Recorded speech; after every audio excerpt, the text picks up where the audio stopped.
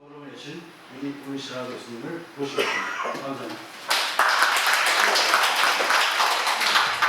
근데 요항명은 전혀 이질적인 공간입니다. 여기 보시는 것처럼 근데 요 노란 선이 뭡니까 여기? 요 선이 뭔지 아십니까? 네, 만리장성입니다. 사실은 요새 중국에서 나오는 저 만리장성 지도에는 이렇게 해가지고 평양까지 와 있습니다.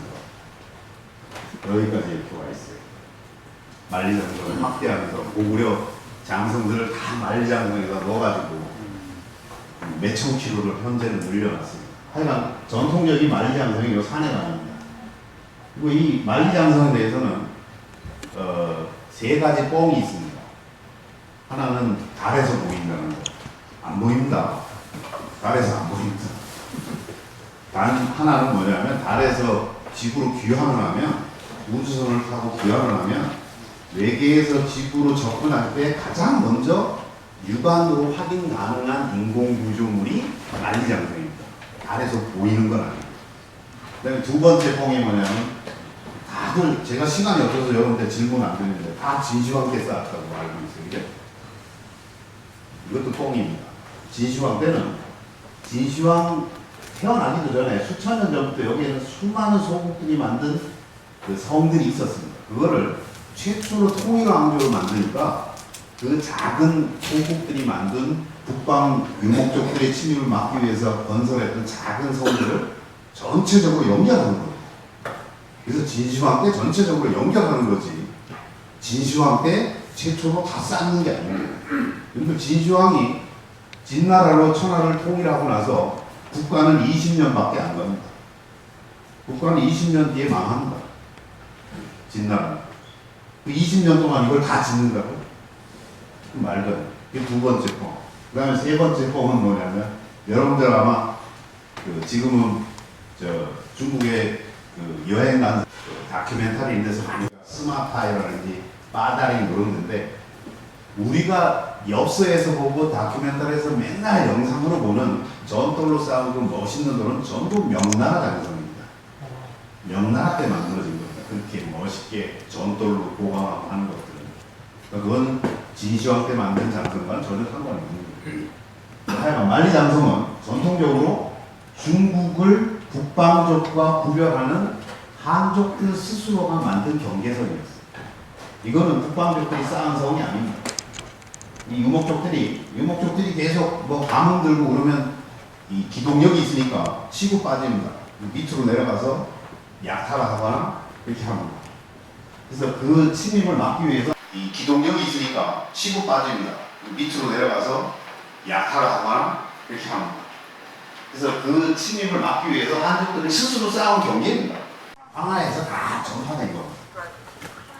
근데 장강이 나올 때만 해도, 장강이 발견될 때만 해도 큰 문제는 없었어요. 어차피 기록 땅덩이 아닙니다. 근데 70년대 말부터 우리가 흔히 얘기하는 요서 지역입니다. 이따 보시겠지만 요하가 이렇게 오거든요. 기억적으로. 요하를 끼고 있는 이 지역에서 새로운 문명이 발견되면서 중국은 굉장한 혼란에 쌓입니다. 요하 문명 발견 이후로 여러분들은 동북공정을 알고 있죠? 동북공정이 국가에서 5개년 계획을 하는 건데 동북공정 하나만 한 게 아닙니다. 뒤에서 얘기하겠지만 하상주 강대공정, 동북공정, 중화문명 탐험공정 그리고 5년 계획의 역사공정이 쭉 이어집니다. 그런 걸 왜 하느냐 갑자기. 그 이전에 한 번도 한 적이 없죠. 왜 했느냐 그런 게. 모든 동북공정이니 뭐니 하는 모든 역사공정의 출발점은 바로 요하문명의 발견입니다. 이걸 어떻게 처리해야 되죠? 중국 입장에서. 근데 전통적인 야만인의 땅에서 우리가 역사서에서 하는 흔히 얘기하는 여기가 동이강해입니다. 동이족의 강해. 동이족의 문명이 요하문명을 동이족의 문명으로 인정을 하면 중국 역사는 반대 역사가 됩니다. 동이족이. 황하문명보다 요하문명은 제가 사진자를 보여드리겠지만 문화적으로나 시기적으로 앞서 있습니다. 그건 사진자를 보지 않으면 믿을 수 없어요. 이따가 그건 제가 차근차근 사진자료 중심으로 보여드리고요. 하여간 여기가 발견되면서 중국은 큰 혼란에 빠집니다. 맨날 야만인이라 그랬는데 야만인이 건설한 문명이라고 이걸 인정할 수가 없잖아요. 그래서 80년대 이 후반부터 중국에서는 어떤 고대사 재편 전략을 가지고 가냐면 이 요하 문명을 건설한 세력이 바로 중화민족의 선조라고 하는 황제족이라고 끌고 갑니다. 그런 논문은 수백 편이 나와 있습니다. 황제가 누군지 아십니까? 한국인들은 단군의 자손 그러잖아요. 한민족의 자손을 그 선조를 우리가 단군 이렇게 하잖아요. 중국 사람들은 한족의 시조가 황제라고 합니다. 황제. 그냥 엠페로가 아니라 옐로 엠페로죠. 누루 황자 쓰고 황제. 신농 황제 치유하는 그 황제만. 그러니까 예전에는 기존의 모든 역사체계는 그 중화민족의 시조라는 황제의 영역이 이 영역이었습니다. 이 영역. 황하가 이렇게 흘러가는데 이 황하 문명을 일군 이 동북 지역, 중국 전체의 동북이 아니라 이 황하 문명의 동북, 여기 만리장성을 한 번도 벗어난 적이 없어요. 실제로 이 지역에 가면 섬서성이나 산서성 여기 가면 황제의 능도 있고 황제의 사당도 있고 다 있습니다. 황제의 성도 있고. 근데 갑자기 어느 날 갑자기 요하 문명이 새롭게 발견되면서 황제는 여기에서 발언한 족속이 아니라 요하 문명을 건설한 자가 바로 황제족이라는 겁니다.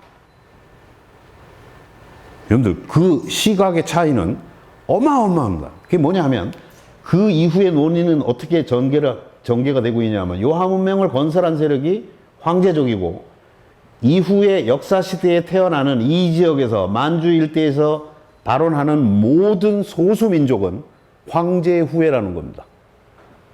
이해가 되십니까?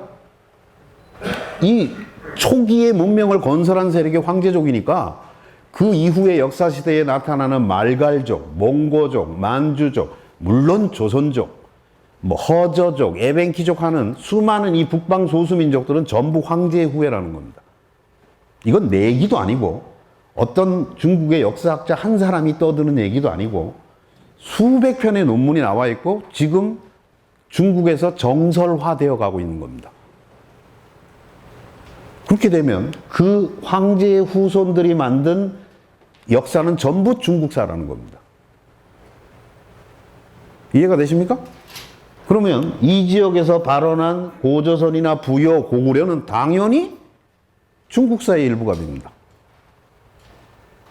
이 어마어마한 이 고대사에 대한 시각을 새롭게 만들고 있단 말입니다.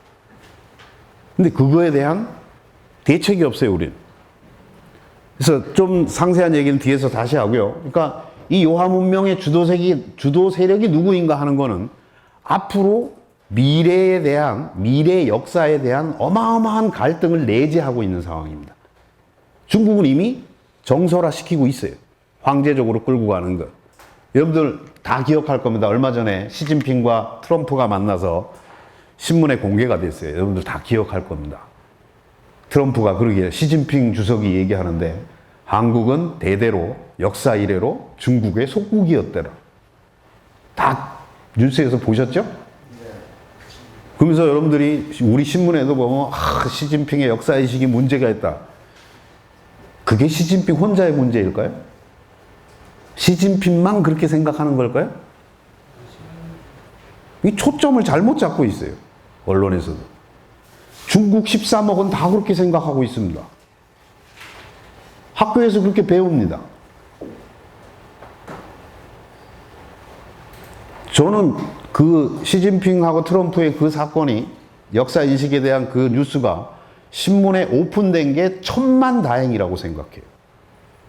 만약에 그게 오픈이 안 됐으면 일반 사람들은 시진핑이 그렇게 생각할 거라고 생각 못 할 거 아니에요.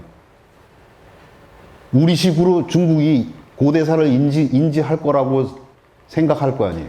그렇지 않습니다. 중국인들이 보는 동북아시아의 역사에 대한 인식 태도들이 있어요. 그거는 요하 문명 발견되기 전부터 그랬어요. 여러분들 고구려 동북공정이 고구려가 중국사인가 한국사인가 지금 어떻게 결론 나? 우리 동북공정이 아무 문제 없이 끝난 줄 알죠?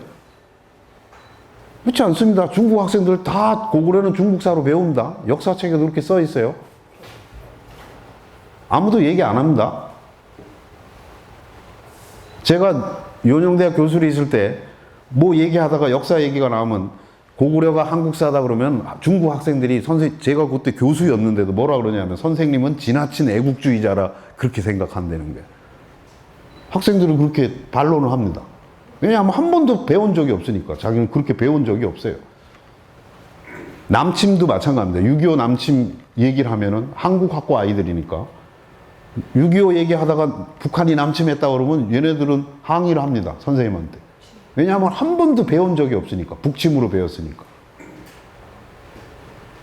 그러니까 나는 시진핑과 이 트럼프의 대화가 신문에 오픈돼가지고 문제 제기하고 뭐 이렇게 한 게 천만다행이라고 생각해요. 이제 온 국민이 다 알잖아. 중국 사람들이 어떻게 인지하는지. 자, 이제 세부적으로. 자, 제가 이 얘기부터 먼저 드리는데 오늘 시간이 많지 않죠? 몇 시까지 하면 되죠? 참 선생님? 몇 시까지 하면 되죠? 8시 반? 오케이. 이게 여러분들 PPT가 제가 130장 됩니다. 이건 나는 그래서 1시간, 2시간짜리는 특강을 안 받아요. 할 수가 없어. 왜냐하면 모든 게 새로운, 개념부터 다 새로운 거기 때문에 하기가 너무 힘들어요. 그러니까 가능한 짧게 요약을 할 테니까. 자, 제가 이걸 먼저 하는 게 우리나라에 고고학 문화 개념이 없어서 제가 이 말씀을 드리는 겁니다. 자, 어떤 유적지가 발견되면 무슨 유적 혹은 유적지 이렇게 명명을 합니다. 보통 유적지를 명명할 때 요 앞에는 행정 최소 단위명을 씁니다. 그러니까 도시의 경우에는 시가 아닌 지역은 리지요, 리. 우리나라 최소 행정 단위가 리. 그래서 여러분들 아마 학교 다닐 때도 뭐 동삼동 패총 그런 말 들어봤죠? 시골은 문암리 유적, 오산리 유적 이렇게 행정 최소 단위명을 씁니다. 근데 그런 것들이 주변에 여러 개 발견되면 그 여러 개가 시기적으로도 똑같고 나오는 유물도 똑같으면 이게 지역은 떨어져 있지만 유적지 이름은 다르겠죠, 그죠? 유적지 이름은 다르지만 그게 어떤 공통의 문화적인 속성을 가지고 있을 때 그걸 하나의 무슨 문화 이렇게 문화라고 명명을 합니다. 예를 들면 동삼동에서도 유적이 있고 어디에도 유적이 있는데 그게 시기적으로도 탄소 측정하는 게 시기도 똑같고 지역적으로는 퍼져 있지만 그게 공통의 고고학적 특징을 가지고 있을 때는 그걸 고고학 문화라고 부릅니다.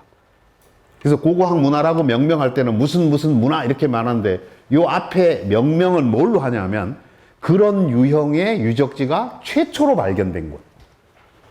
아시겠죠? 최초로 발견된 곳. 그러니까 예를 들면 이런 겁니다. 뒤에서 얘기하겠지만 홍산문화라는 고고학 유형이 있는데 홍산문화에 속하는 유적지는 1000개가 넘습니다. 근데 그 유적지를 다 묶어서 문화 유형이 같으니까 홍산문화 이렇게 하는데 그 홍산이라는 말은 그런 유적지 중에 최초로 발견된 것이 홍산유적이기 때문이에요. 이해가 되시죠? 자, 그래서 그런 유적과 문화도 기원전 7000년 거, 기원전 5000년 거, 기원전 4000년 거 시기적으로 쭉 이어지고 청동기 시대까지 완벽한 국가 단계의 청동기 유적까지 고고학 문화가 쭉 연결되면 그거를 드디어 문명이라고 부릅니다. 그러니까 문명이라고 명명되기가 쉽지 않습니다. 문명이라는 명명은 그냥 유적지가 어마어마한 게 하나 나왔다고 무슨 문명 이렇게 절대로 할 수 없어요. 그게 시간차를 두고 청동기 시대까지 차근차근 국가 단계까지 다 연결이 되어 있어야 문명이라는 개념을 쓰는 겁니다. 아직은 한반도에는 문명이라는 단위를 쓸 수 있는 게 발견된 게 없습니다. 그렇죠? 아직은 없습니다. 자, 그래서 이 요하 문명이라는 건 그때 그 무슨 문명이라고 명명할 때는 그 앞에 명명을 뭘로 하냐면 그 여러 신석기 문화나 청동기 문화가 밀집되어 있는 그 주변 지역을 관통하는 가장 큰 강 이름을 따는 게 일반적입니다. 황하 문명도 마찬가지예요. 황하 문명도 그 인근에 여러 신석기 문화, 청동기 문화가 있는데 그 지역을 관통하는 가장 큰 강이 황하라서 황하 문명 이렇게 짓는 겁니다. 여러분들 뭐 나일 문명, 무슨 인더스 문명 전부 강 이름이죠. 물론 강 이름을 안 쓰는 경우도 있어요. 어떤 특정 지역의 특수성을 가지고 하는 데도 있지만 뭐 메소포타미아, 티그리스, 유프라테스 이런 것들이 다 그 대부분은 강 이름을 가지고 땁니다. 일반적인 거는 강을 땁니다. 그래서 요하 문명이라는 거는 그 신석기에서 청동기에 이르는 여러 신석기 문화, 청동기 문화를 관통하는 가장 큰 강이 요하이기 때문입니다. 그래서 요하가 어떻게 흐르는지를 제가 보여드리겠습니다. 자, 이게 요하입니다. 요하가 이렇게 흐르는데, 여러분들 아마 요 심양은 다들 나이 드신 분들은 심양 그러면 잘 모르시고, 여기가 봉천입니다. 봉천 그러면 오히려 잘 알아들이죠. 김두한이 뭐 얘네들 그 일제 때 활동하던 그런 데가 이 봉천입니다. 심양. 요 밑에가 이제 북경이 있고, 여기가 대흥안령입니다. 대흥안령의 서쪽은 몽골입니다. 몽골 초원이 이어지고, 대흥안령의 동쪽은 우리가 흔히 얘기하는 만주벌판입니다. 만주벌판. 그래서 이 가운데가 이렇게 분지입니다. 분지. 이쪽에는 백두산자락으로 이어져 있고, 여기는 소흥안령이라고 해가지고 백두산과 대흥안령을 이어주는 또 산맥이 있습니다. 밑으로도 다 산맥, 유연산맥 해가지고, 그러니까 여기가 전형적인 분지입니다. 10만 년 전에는 이게 어마어마한 호수였습니다. 전체가 호수였어요. 그래서 여기를 기역자로 이렇게 흐르는 게 이게 전체가 요하입니다. 이게 한 2,500km 가까이 됩니다. 총 연장은. 원체 기니까 그 거리마다 이렇게 강 이름이 다른데 그건 너무 세부적이니까 소개하지 않고 이렇게 흐릅니다. 이렇게. 그래서 지금은 이 한가운데가 사막입니다. 사막. 지금은. 그래서 여러분들 제가 요령대학에, 요 심양에 있는 요령대학에 제가 3년 동안 교수를 했었고, 재작년 94년 5년에는 요 적봉시에서 안식년에 했습니다. 안식년 1년 동안 저기서 했는데, 그러니까 여기서 차 타고 1시간 반만 가면 사막인데, 사막이 남한만 합니다. 남북이 한 200km, 동서가 한 500km 정도 됩니다. 여기 여러분들 카라친 사지라고 써 있죠? 쌍요 있는, 스핑 있는 데까지 전체가 사막입니다. 그러니까 이 요하 문명의 한 가운데가 지금은 사막이 되어 있어요. 사막은 발굴도 안 됩니다. 바람 한번 불면 다 덮어져가지고. 그러니까 여기에 숨겨진 유적들이 어마어마하게 있을 겁니다. 그래서 바람 많이 불고 그러면요, 여기 찝차 타고 사람들이 옥기주스로 갑니다. 어디가 어딘지 모르죠. 뭐 지금은 다 사막화 돼가지고 바람 불면 언덕이 새로 만들어지니까 길도 없고. 근데 하여간 이 어마어마한 공간이 사막화되면서 모든 유적지가 다 묻혀버렸습니다. 지금 이렇게 어마어마한 것도 이 지역을 제외한 이런 데서 나온 겁니다. 그러니까 앞으로는 더 발견될 가능성이 얼마든지 있습니다. 자, 그 요하 문명을 구성하고 있는 요 신석기 문화와 청동기 문화입니다. 소화서 문화, 이런 건 여러분들 잘 몰라도 되지만 하여간 소화서 문화는 기원전 7000년까지 올라갑니다.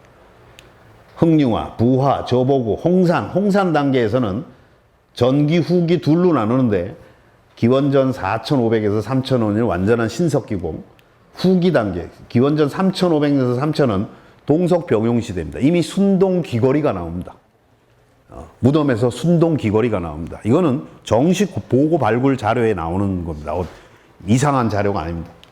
그래서 이 후기 단계는 이미 초기 국가 단계라고 얘기합니다. 아무도 안 놀래죠, 지금? 사실 어마어마하게 놀래야 되는데 여러분들이 안 놀랍니다. 왜냐하면 잘 모르니까. 왜 기원전 3500년, 3000년에 국가 단계라고 얘기하면 놀래야 되냐 하면, 세계에서 가장 이르다는 수메르나 이집트나 이런 문명과 거의 어깨를 나란히 하는 시기이기 때문에 그렇습니다. 자, 그 뒤에는 소하연을 거쳐서 하가점 상하층, 하층, 사층은 여기는 완벽한 청동기 문화입니다. 완벽한 청동기 문화입니다. 요 시기를 보통은 많은 학자들이 고조선과 연결시킵니다. 조금 이른 사람은 하가점 하층까지 올라가고, 좀 늦게 보는 사람들은 상층 문화. 이 상층 문화가 바로 비파형 동검이 나오는 데입니다. 비파형 동검. 자, 요거는 그 요하 지역을 좀 더 확대한 건데요. 북경에서 심양, 요게 지금 그 만리장성이라고 그랬죠? 만리장성 다 벗어나 있는 지역입니다. 대부분이. 그렇기 때문에 중국이 그 어마어마한 돈을 투자해서 각종 역사 공정을 하는 겁니다. 이거를 자기네들로 끌고 와야 되니까. 자, 이 요한문명의 이 번호가 빠른 걸수록 시기가 이른 겁니다. 대충 분포 범위가 이렇게 됩니다. 그러니까 홍산이나 이런 때 되면 북경을 훨씬 넘어갑니다. 북경을 넘어갑니다. 만리장성을 이게 전파되는 거죠. 자, 이 요한문명을 이해하려면 일단 그 시대의 기후 조건을 알아야 됩니다. 지금 아까 제가 거대한 사막이 있다 그랬잖아요. 아니 어떤 사람은 특강 가면 그런 얘기를 질문합니다. 아니 그 사막이 있는 데서 무슨 놈의 고대 문명이 있을 수 있느냐, 그런 질문을 하는 사람 당연하죠. 근데 그때하고 지금하고 다르다는 거죠. 자, 이 자료는 뭐냐면 동아시아 계절풍의 북방 한계선입니다. 동아시아 계절풍을 다른 말로 하면 태풍입니다. 태풍. 자, 여러분들 지금은 여기 이건 중국 자료라서 한국을 뺐죠. 여기다 요거 한국 지도를 이렇게 그리십시오. 여기가 백두산이고. 자, 지금은 여러분들 뭐 맨날 우리는 태풍을 겪으니까 동남아시아에서 태풍이 시동이 되면 쭉 와서 요 장강, 중국의 양자강이, 요새는 양자강이란 말을 잘 안 씁니다. 장강이라는 표현이 더 일반해. 그러니까 여기서 이렇게 휘지요. 이렇게 휘어서 한반도 남부 쪽하고 일본으로 꺾어서 가잖아요. 여러분들 동아시아 계절풍이 왜 여기서 이렇게 꺾이는지 아십니까? 왜 이렇게 계속 안 가고? 항상 이렇게 꺾이죠? 왜 꺾여요? 몰라요. 그게 인도 계절풍 때문에 그렇습니다. 인도 계절풍. 인도 계절풍이 항상 동쪽으로 흐릅니다. 히말라야에 막혀서 히말라야에서 동쪽으로 계속 붑니다. 이거는 여러분들 아는 그 지구의 자전과 연결되어 있는 거예요. 그러니까 항상 일로 보니까 동남아에서 이렇게 올라가다가 이거를 만나면 꺾이는 겁니다. 근데 꺾이는데 어디서 꺾이느냐? 지금은 여기서 꺾인다 이 말이에요. 근데 자 보십시오. 이게 9,000년 전, 지금부터 9,000년 전이니까 기원전 7,000년이죠. 아까 그 소화서 문화, 요하문명의 가장 이른 신석기인 그 시대. 여기가 6,000년.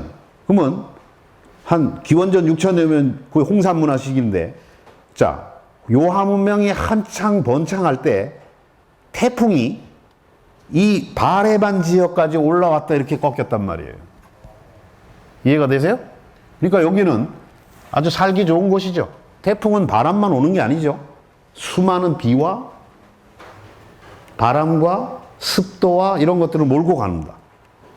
그러니까 그 지역은 아주 살기 좋았다는 거죠. 그래서 제가 좀 더 상소하게, 자 이게 시기가 빠른 소화서, 흥류가 순서대로 홍산, 소화선, 하가제, 마천까지 요게 주로 이제 우리가 요하문명이라 할 때 요 시기인데, 그때 맨 위에 거는 해수면입니다.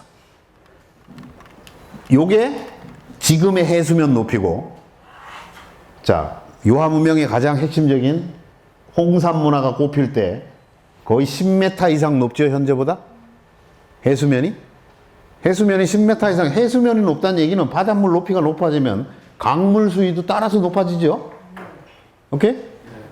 그러니까 물이 풍부하다는 얘기죠. 그리고 이거는 습도 곡성이에요. 습도. 지금은 사막화가 진행돼서 완전히 건조한 기후지만 보십시오. 한창 꽃피던 시기에 습한 기후였습니다. 지금처럼 건조화되지 않았다는 얘기예요. 그 다음에 이거는 온도 곡선인데, 자, 요게 짙은 선이 현재의 평균 기온입니다. 현재보다 한 3, 4도 높죠?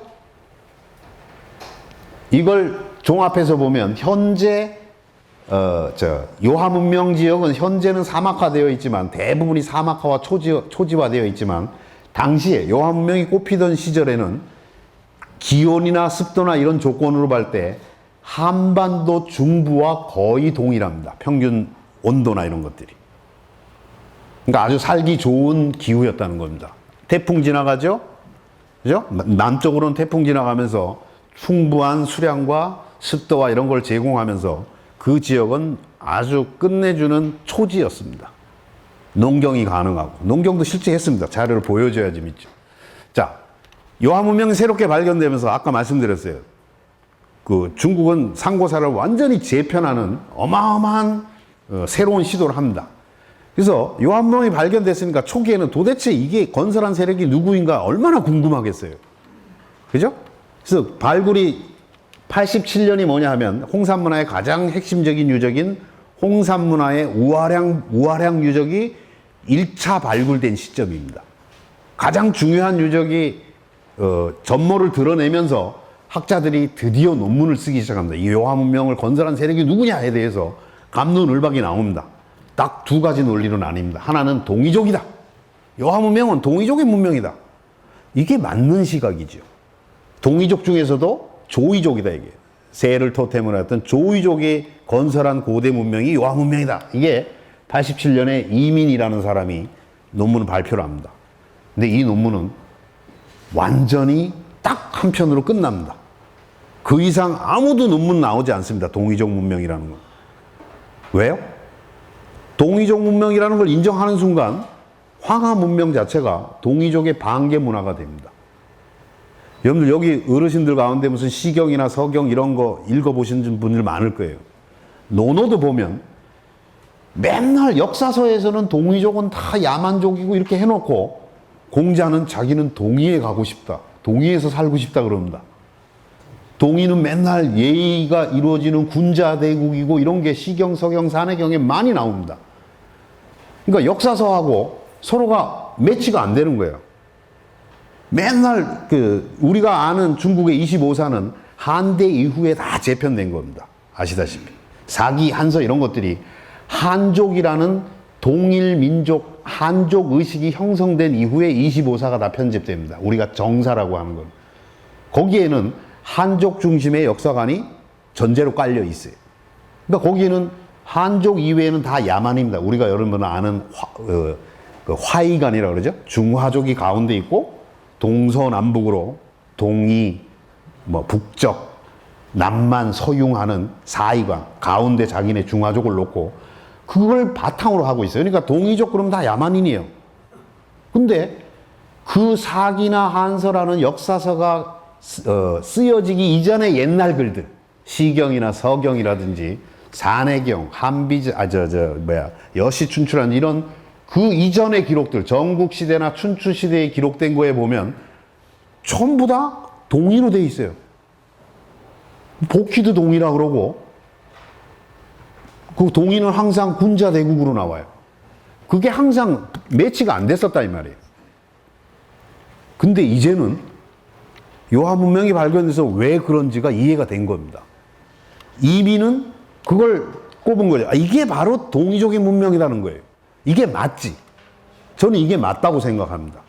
근데 이 논문은 딱 한 편 발견되고 후속 논문이 하나도 안 나옵니다. 왜? 이렇게 되면 큰일 나죠. 아까 말씀드린 대로 이 동의에 대한 그 평가는 사기, 편찬 이후하고 이전이 완전히 다릅니다. 180도로 달립니다. 그리고 고대 기록에는 전부 다 동방예의지국이고 이렇게 나옵니다. 그럼 왜 그런가를 몰랐을 뿐이죠. 왜 그런지를, 왜 고대 기록에 동이족을 그렇게 높이고 했는지에 대해서 우리는 이유를 몰랐어요. 근데 요하 문명의 발견은 그 이유를 대답해 주는 겁니다. 왜 고대인들이 공자가 바보입니까? 공자 시대까지는, 공자는 사기, 한서가 쓰여지기 이전에 존재했던 사람이란 말이에요. 알다시피 춘추 시대에 살던 사람이에요. 그러니까 춘추 시대까지 공자라는 위대한 학자의 머리에도 동의에 대한 전승이 남아 있는 거죠. 우리가 몰랐을 뿐이지. 근데 왜 공자가, 그러니까 역사서를 배우는 사람은 동의는 맨날 야만이라고 그러는데 도대체 공자라는 성인이라는 사람이 왜 동의에 가서 살고 싶다 그러냐 이해가 안 되잖아요. 그걸 아무도 대답해 주지 않고 수천 년을 지나온 거죠. 자, 또 하나의 같은 시기에 1987년에 장박천의 논문이 발견됩니다. 발표가 됩니다. 이 사람은 황제적으로 끌고 갑니다. 자, 요하 문명의 조대성이 황제적으로 끌고 갑니다. 그래서 이곳에서 일부 세력들이 황하로 내려가서 하상주를 세운다는 겁니다. 이 세력이, 그래서 요하에서 요소 지역에서 기원한 일군의 사람들이 중원으로 내려와서 상 문명을 건설한다는 겁니다. 상이 동이족이라는 것은 지금은 요하 문명 발견되기 전에도 중국 고대사에서는 상식이었습니다. 부사년 이후로. 근데 그거를 확실하게 하는 거죠. 근데 이렇게 황제적으로 끌고 가면서 처음에는 아까 얘기한 이민의 동이족설, 그 다음에 장박천에 황제설이 둘이 팽팽하게 있었다가 아까 얘기한 대로 동의적으로 하는 이민의 논문은 딱 한 편 발표하고 끝나지만 이 장박천의 황제적으로 끌고 가는 논리는 수많은 동조 논문들이 발견됩니다. 발표되기 시작해요. 그때부터 87년부터. 가장 결정적인 거는 바로 소병기 선생입니다. 소병기 선생은 중국 고고학의 아버지라고 불리는 분, 지금은 고인이 되셨지만 대단한 분이시죠. 수십 권의 고고 논문을 쓰고 근대 중국 고고학의 어떤 그 지평을 열고 방향을 제시한 대표적인 인물입니다. 그러니까 이 양반이 황제론에다가 손을 실어줍니다. 손을 들어줍니다. 그 뒤로는 요하 문명이 황제족이라는 논리에 대해서, 그러니까 반대하는 논문은 단 한 편도 발견되지 않습니다. 전부 다 찬동하는 논문입니다. 그걸로 게임 끝이에요. 자, 근데 그래서 그 황제적으로 끌고 가는 게 가장 빠른 국가적인 대응이고, 또 하나는 수많은 역사 공정을 시작합니다. 제가 초두에 말씀드렸지만 우리는 이 많은 공정 중에 동북공정 하나만 압니다. 동북공정이 어느 날 갑자기 나오는 게 아닙니다. 중국은 신중국 건설 이후에 50년부터 5년 단위로 국가 계획을 하는데, 그걸 1차 5개년, 우리도 경제 개발했잖아요. 그죠? 박정희 때 우리는 먹고 살기 힘들어가지고 경제 분야만 5년 계획을 했어요. 그래서 1차 경제개발 5개년 계획, 2차 경제개발 5개년 이렇게 했지만 중국은 모든 분야에서 합니다. 그리고 지금도 합니다. 신중국 건설 이후로 지금도 합니다. 지금이 2016년부터가 13차 5개년 계획입니다. 중국 기록에는 13하고 점 찍고 5 기획 이렇게 나옵니다. 아직도 합니다. 아마 영원히 할 겁니다. 5년 단위로 경제, 정치, 문화, 역사 분야에 다 합니다. 그 역사 분야의 최초의 공정이 언제 생겼냐? 96년에 생깁니다. 그 이전에 50년대, 60년대, 70년대에는 역사 관련 국가 공정이라는 게 있어 본 적이 없어요. 오늘은 갑자기 왜 하느냐, 이걸. 자, 왜 96년이에요? 95년에 요하 문명이 명명됩니다. 요하 문명이라는 실체를 학술적으로 정식으로 명명을 합니다. 그러고 나서 그거를 어떻게 봐야 되는지, 주도 세력이 누구인지 하는 거를 학술적으로 5년 동안 연구하는 겁니다. 동북공정은 고구려 빼앗기가 아닙니다. 동북 지역, 중국에서 말하는 동북은 그 동북 삼성을 말하는데, 연영성, 길림성, 흥룡강성, 지금은 뭐 내몽고까지, 내몽고는 그러니까 북방 그러면, 동북방 그러면 동북공정은 동북방이잖아요. 북방 3개 상에다가 내몽고 동북까지를 포함합니다. 그러니까 그 우리가 흔히 말하는 만주 일대의 모든 역사를 중국화하는 겁니다. 그 중에 고구려도 들어가 있는 것 뿐이에요. 그러니까 우리가 동북공정 나왔을 때 막 고구려는 우리 거다 떠들었잖아요. 우리가 원하는 대로 된 거 하나도 없습니다. 중국의 의도대로 그대로 다 끝났습니다. 이따 자료 보여드릴게요. 그 이외에도 하상주, 난대공정, 중화문명, 탐험공정, 이런 공정들을 지금도 계속 하고 있습니다. 이거 왜 하느냐 이거예요. 어느 날 갑자기 왜 국가에서 5개년 계획을 해가지고 역사에다가 5개년씩 연구를 하느냐. 모든 국가 공정, 그 역사 관련 국가 공정의 출발점은 요하 문명의 발견입니다. 우린 그걸 몰랐어요. 패착을 한 거죠. 그래서 동북공정 났을 때 여러분들 기억하는 거, 제일 먼저 국가에서 대응한다고 만든 게 뭐예요? 고구려 연구재단 아니에요. 그래서 맨날 고구려만 연구했어요, 거기서. 그게 패착이라는 겁니다. 고구려 연구한다고 해결 안 되죠? 요하 문명을 그때부터 연구했어야 돼요. 그래서 그 패착이라는 거 알고 나서 다시 이름을 바꾼 게 바로 동북아 역사재단입니다. 근데 동북아 역사재단 저는 해체돼야 된다고 생각하는 사람인데, 왜냐하면 지금 문교부하고 외교부에서 관리들이 나와 있어요. 순수 학술 단체가 아니고 외교부와 문교부에서 나와가지고 이런 연구는 중국과의 외교 마찰이 뭐 우려된다 안 합니다. 그래서 난 해체하고 새로 순수한 학술 단체로 재단으로 다시 만들라. 외교부에서 파견되는 게 아니라 학자들의 담론의 장으로 만들어야지. 그건 뭐 외교부가 관여를 하고 이거는 뭐 국가적으로 무슨 마찰이 예상되니까 뭐 연구 안 하고 그러다 보면 아무것도 못 하죠. 현실이 그렇게 돼 있습니다. 예? 같은 나라입니까? 네? 같은 저는 하은주로 거의 많이 알고 있는 하상주라고. 아, 상나라는 상의 후기가 기원전 1300년에 BC 1300년에 이주를 합니다. 그래서 은이라는 곳으로 안양이 있는데 그래서 그때로 후기를 힘이 좀 빠졌죠 이미. 그래서 주나라 사람들이 은으로 이주한 이후를 은이라고 부르기 시작했어요. 그래서 상과 은은 같은 말인데 은은 주로 상의 후기를 말하는 겁니다. 그래서 특별히 구별할 일이 없을 때는 상이라 그럽니다. 그러니까 은이라는 건 상 후기를 말하는 걸로 기억하시면 됩니다. 자, 그래서 이런 공정들의 기본적인 베이스가 뭐냐면은 통일적 다민족 국가론이라는 겁니다.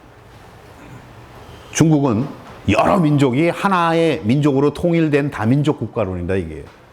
그래서 이 논리의 핵심은 뭐냐면 현재 중국의 국경 안에 있는 모든 민족은 중화민족이라는 거예요.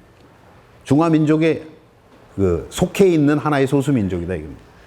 그리고 그 소수민족들, 중화민족에 속해 있는 56개 민족이 이룩한 역사는 모두 중국사라는 거예요. 그러니 뭐 고구려는 당연히 중국사죠. 자, 이건 뭐 세부적으로 얘기니까 현재는 한국 주류사학계에서는 아직도 관심이 없습니다. 난 이게 참 이해가 안 되는데 아마 제가 그 항공대에서 강의를 새로 개설을 했는데 요하문명의 이해라는 과목을 만들었습니다. 한 학기 동안 요하문명에 대해서 강의하는 건요 대한민국에서 그 강좌밖에 없어요. 서울대 연고대 고고학과나 뭐 역사학과에서도 없습니다. 아직은 관심이 없어요. 이거 나는 굉장히 큰 문제라. 앞으로 왜 큰 문제인지 뒤에서 좀 얘기를 드릴게요. 그러니까 우리 고대사의 민족들과 가장 가까이 있는데 황하 문명도 아니고 무슨 어디 아프리카에서 발견된 것도 아니고 중국의 주 본토보다도 우리 고대사와 더 가까이에서 발견된 고대 문명인데 이걸 연구를 안 한다는 게 난 지금도 이해가 안 돼요. 몇몇 사람이 이제 시작하는 단계고 제야사학자들은 신났죠 지금. 환단고기를 믿는 사람들은 야 이게 바로 배달국이다 이렇게 갔는데 난 이것도 다 문제가 있다고 봅니다. 연구를 해야죠 일단. 뭐 이건 뭐 논란적이니까 나중에 저는 환단고기를 일단은 사서로서는 인정하지 않습니다. 참고할 만은 하지만은 자 그러면 이런 모든 그 중국의 고대사에 대한 재편이나 이런 것들이 왜 일어났는가를 여러분들이 자료를 안 보면 이해를 할 수 없습니다. 그래서 아까 이건 다시 보는 건데 이 요하문명을 이루는 여러 신석기 문화와 홍산 문화, 그 청동기 문화까지 있는데 여기에서 발견된 주요 유물들을 여러분들이 직접 사진으로 제가 몇 개 소개를 하겠습니다. 자, 흑룡화 문화는 아까 소화서는 뭐 여러분한테 소개할 만큼 큰 적이 없고 흑룡화 문화는 기원전 6200년, 그러니까 지금부터 8000년 전이죠. 8000년 전입니다. 기원 전이니까. 여러분 보는 이게 세계 최초의 옥결입니다. 옥으로 만든 귀걸이입니다. 귀걸이를 어떻게 했냐 하면 이렇게 귀에다가 구멍을 뚫어서 고리로 이렇게 한 겁니다. 이게 세계 최초입니다. 이 옥결은 흑룡화에서만 많이 나옵니다. 어떤 사람은 딱 하나 나온 줄 알아요. 많이 나옵니다. 지금 현재까지 발굴된 것만 한 10쌍 이상 됩니다.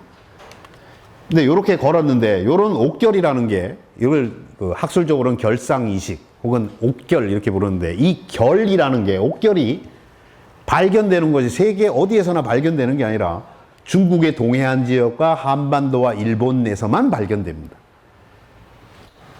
다른 데 발견이 안 됩니다. 이게 하나의 동일 문화권이라는 걸 보여주는 거예요. 이게 우리나라 문암리에서 발견된 겁니다. 이것도 시기가 거의 기원적으로 흑룡화랑 거의 비슷합니다. 자, 이거는 안도패총에서 나온 겁니다. 한국 남해안에는 신석기 시대 5000년, 4000년 전에 기원전 옥결이 많이 나옵니다. 유적지만 한 10여 군데가 넘습니다. 제가 요번에 지금 새로 새 책을 쓰고 있는데 원고는 이미 넘겼는데 거기에 다 정리해 놨습니다. 이런 것들은 다른 지역에 안 나옵니다. 자, 옥결이 전파 루트를 홍콩 중문대학의 등청 교수는 그 고옥 전문가인데 평생을 고옥만 연구를 합니다. 이 사람은.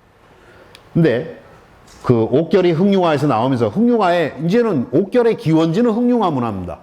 이건 빼도 박도 못합니다. 왜냐하면 이거보다 이런 게 전 세계 어디에서 발견된 게 없어요. 그러니까 시기를 달리하면서 1000년, 2000년 내려가면서 저기 운담성, 베트남 남부까지 쭉 내려갑니다. 해안을 타고.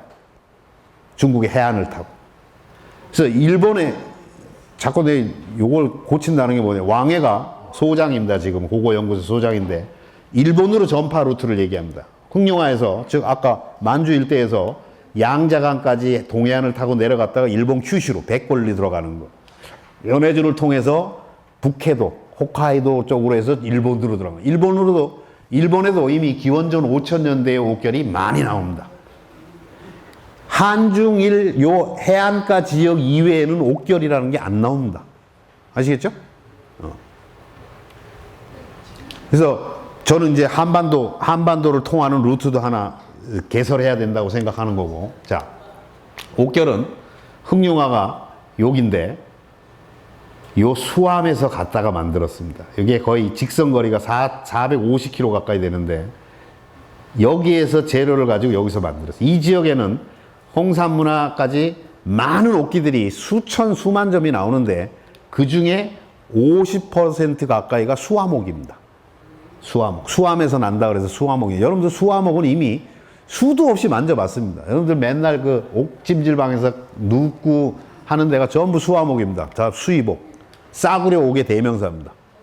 팔찌, 뭐 1000원짜리 팔찌 이런 거 전부 수암옥입니다. 효자손, 옥베개 이런 거 한국에서 판매하는 거 전부 다 수암옥입니다. 여기서 갔다가 여기서 만들었던 거예요. 자, 이거는 흑룡화 문화의 8000년 전의 마을입니다. 마을. 자, 여러분들 요 사람이 보입니까? 요 새카만 줄이 우리가 환호라는 겁니다. 환호. 해자. 마을, 이게 전부 하나가 집자리인데 마을을 삥 둘러서 환호를 파가지고 외부 적들로부터 막고, 여기 여러분들 이거 보통 한 1.5m, 2m 폭의 깊이가 한 1.5에서 2m 정도 되면 그래야 뭐 호랑이나 이런 게 못 뛰어넘을 거 아니에요. 그리고 여기 파면은 여기 파는 흙이 어마어마할 거 아니에요, 그죠? 흙을 내다 버리는 게 아니라 여기다 다 쌓는 겁니다. 그러면 자연적으로 토성이 되는 거죠. 이걸 뭐하러 갖다 버려요? 다 쌓는 겁니다. 근데 이 안에 요런 주거지가 8000년 전에 120가구에서 150가구까지 밀집되어 있습니다. 또 안 놀라죠? 안 놀라는 이유는 여러분들이 잘 몰라서 그래요. 8000년 전에 100가구 이상이 몰려 살았다는 걸 여러분 상상을 해도, 여기 시골 출신 없어요? 저는 리 출신인데 시골의 리가 커봐야 50호에서 70호입니다. 100호 이상 되면 1, 2, 1, 2로 나눕니다. 그죠? 그런데 사신 분들 많죠? 21세기 대한민국에도 행정 최소 단위인 리는 50호에서 70호입니다. 여러분 고향을 생각해 보세요. 근데 8000년 전에 120가구, 150가구가 하나의 마을로 해자로 둘러싸여 가지고 상상이 됩니까? 여러분은 안 놀라지만 이 고고 발굴하는 사람들은요, 며칠 동안 놀란 상태로 입을 벌리고 있었을 겁니다. 이게 동북아시아 최초의 마을입니다. 동북아시아 전체에서 최초의 마을입니다. 그 인구도 장난이 아닙니다. 최소한 600, 700명에서 최대한 900명이 밀집되어 살았어요. 상상이 됩니까? 지금쯤은 놀라셔도 됩니다. 여러분 생각을 해봐요. 여러분들 그 중학교 같은데 한 학년, 우리 학교 다닐 때 한 학년이 한 반에 막 60명, 70명 할 때 한 학년이 한 700명 됐어요. 그죠? 70명씩 10반. 요새는 중학교도 한 반에 한 30명밖에 안 돼가지고요. 1, 2, 3학년 다 합해 한 7, 800명 됩니다. 중학교 하나 아이들이지. 그 많은 사람들이 8000년 전에 마을을 이루고 살았다는 게 안 놀랐느냐, 이게. 이거는 발굴하기 전에는 아무도 얘기해도 믿지 않습니다. 이건 팩트입니다. 발굴된 자료예요. 그러면 생각을 해봐요. 이거를 해자를, 이게 발굴된 모형입니다. 이렇게 짓고 살았어요. 기가 막히죠? 그러면 이 사람들은 이 해자를 1m, 2m 폭으로 이렇게 팔려면 노동력이 어마어마하게 들죠? 이거 건설하려면 뭐 몇 달 걸렸을 거 아니에요. 이거 뭘 말하는 거예요? 이거 해놓고 일주일 만에 다른 데로 갑니까? 미쳤습니까? 일주일 다음에 뭐 2주 할 거를 미쳤다고 저걸 팝니까? 무슨 소리예요? 정착 생활을 했다는 겁니다. 이미 8,000년 전에 우리는 여러분들은 만주만 머리에 떠올리면 맨날 말 달리던 선구자 생각나고 기원전 1000년, 2000년만 올라가면 빤스도 안 입고 돌도끼 든 사람을 멀어이 연상합니다, 여러분들은. 그런 상식을 다 깨야 됩니다. 8,000년 전에 7, 800명이 집단 생활을 하면서 농경을 하면서 정착을 했어요. 많은 사람들이 우리 민족을 기마민족 이렇게 오해하고 있어요. 8,000년 전부터 농경을 했습니다. 단군 신화는 농경 민족이었다는 걸 보여줍니다. 개고기 먹으라고 안 하죠? 마늘과 쑥을 먹으라고 그러잖아요. 호랑이 고기 먹고 3년 기다려봐라 이것도 아니잖아요. 여러분도 아는 풍백, 우사, 운사가 뭐예요? 전부 농경 관련이죠? 주곡, 뭐 다 전부 농경을 바탕으로 한 신화입니다. 그게 잘 이해가 안 되는 거지. 만약에 그걸 기원전 2300, 그때 농경을 했을까? 8,000년 전에 농경을 했습니다. 자, 그 자료를 좀 더 빗살무늬 톡이 최초로 나옵니다. 평저형에. 이런 건 뭐 간단하게 넘어갈게요. 알만 하실 테니까. 빗살무늬는 요렇게만 나옵니다. 빗살무늬 토기도 전 세계 어디에서는 안 나온다. 여기 지금 빗금천 요 지역만 나옵니다. 요 지역만. 여기서 중요한 건 뭐예요? 황하 문명에서는 안 나옵니다. 황하 문명 지역에서는 빗살무늬 토기 없어요. 신석기 문화를 거성 문화, 채도, 세석기, 빗살무늬 이렇게 4개, 전 세계 신석기 문화권을 4개로 나누는데 이 4개의 문화가 동시에 오버랩되는 곳은 만주와 한반도 일대밖에 없습니다. 전 세계 유일한 곳이에요. 세계 어디에도 이 4개의 신석기 문화가 동시에 오버랩되는 곳은 한 군데도 없습니다. 그러니까 거기서 문명이 꼽힐 수 있는 거예요. 옛날에 우리 학교 다닐 때는 빗살무늬는 전부 유럽에서 이렇게 이 띠를 따라 이렇게 들어왔다고 배웠습니다. 여러분들 기억나는 사람 있을지 몰라요. 빗살무늬가 이때 북유럽 쪽에서는 막 기원전 3000년, 4000년대에 나오는데 그 당시만 해도 우리 학교 다닐 때만 해도 한반도 일대는 기원전 2000년 이때까지 못 올라갔어요. 근데 지금은 거꾸로입니다. 여기 이거보다 기원전 6000년, 7000년보다 이런 빗살무늬가 전 세계에 없습니다. 여기서 다 나간 겁니다. 자, 또 하나는 아직도 흑룡화입니다. 여러분들 흑룡화에서만 세계 최초를 몇 개를 만납니다. 이게 세계 최초의 치아 수술 흔적입니다. 이빨 수술을 했어요. 이거 2004년에 그 정리하다가 발견됐는데 이걸 발견하고 고고학자들도 믿을 수가 없어서 3년 동안을 발표를 못 합니다.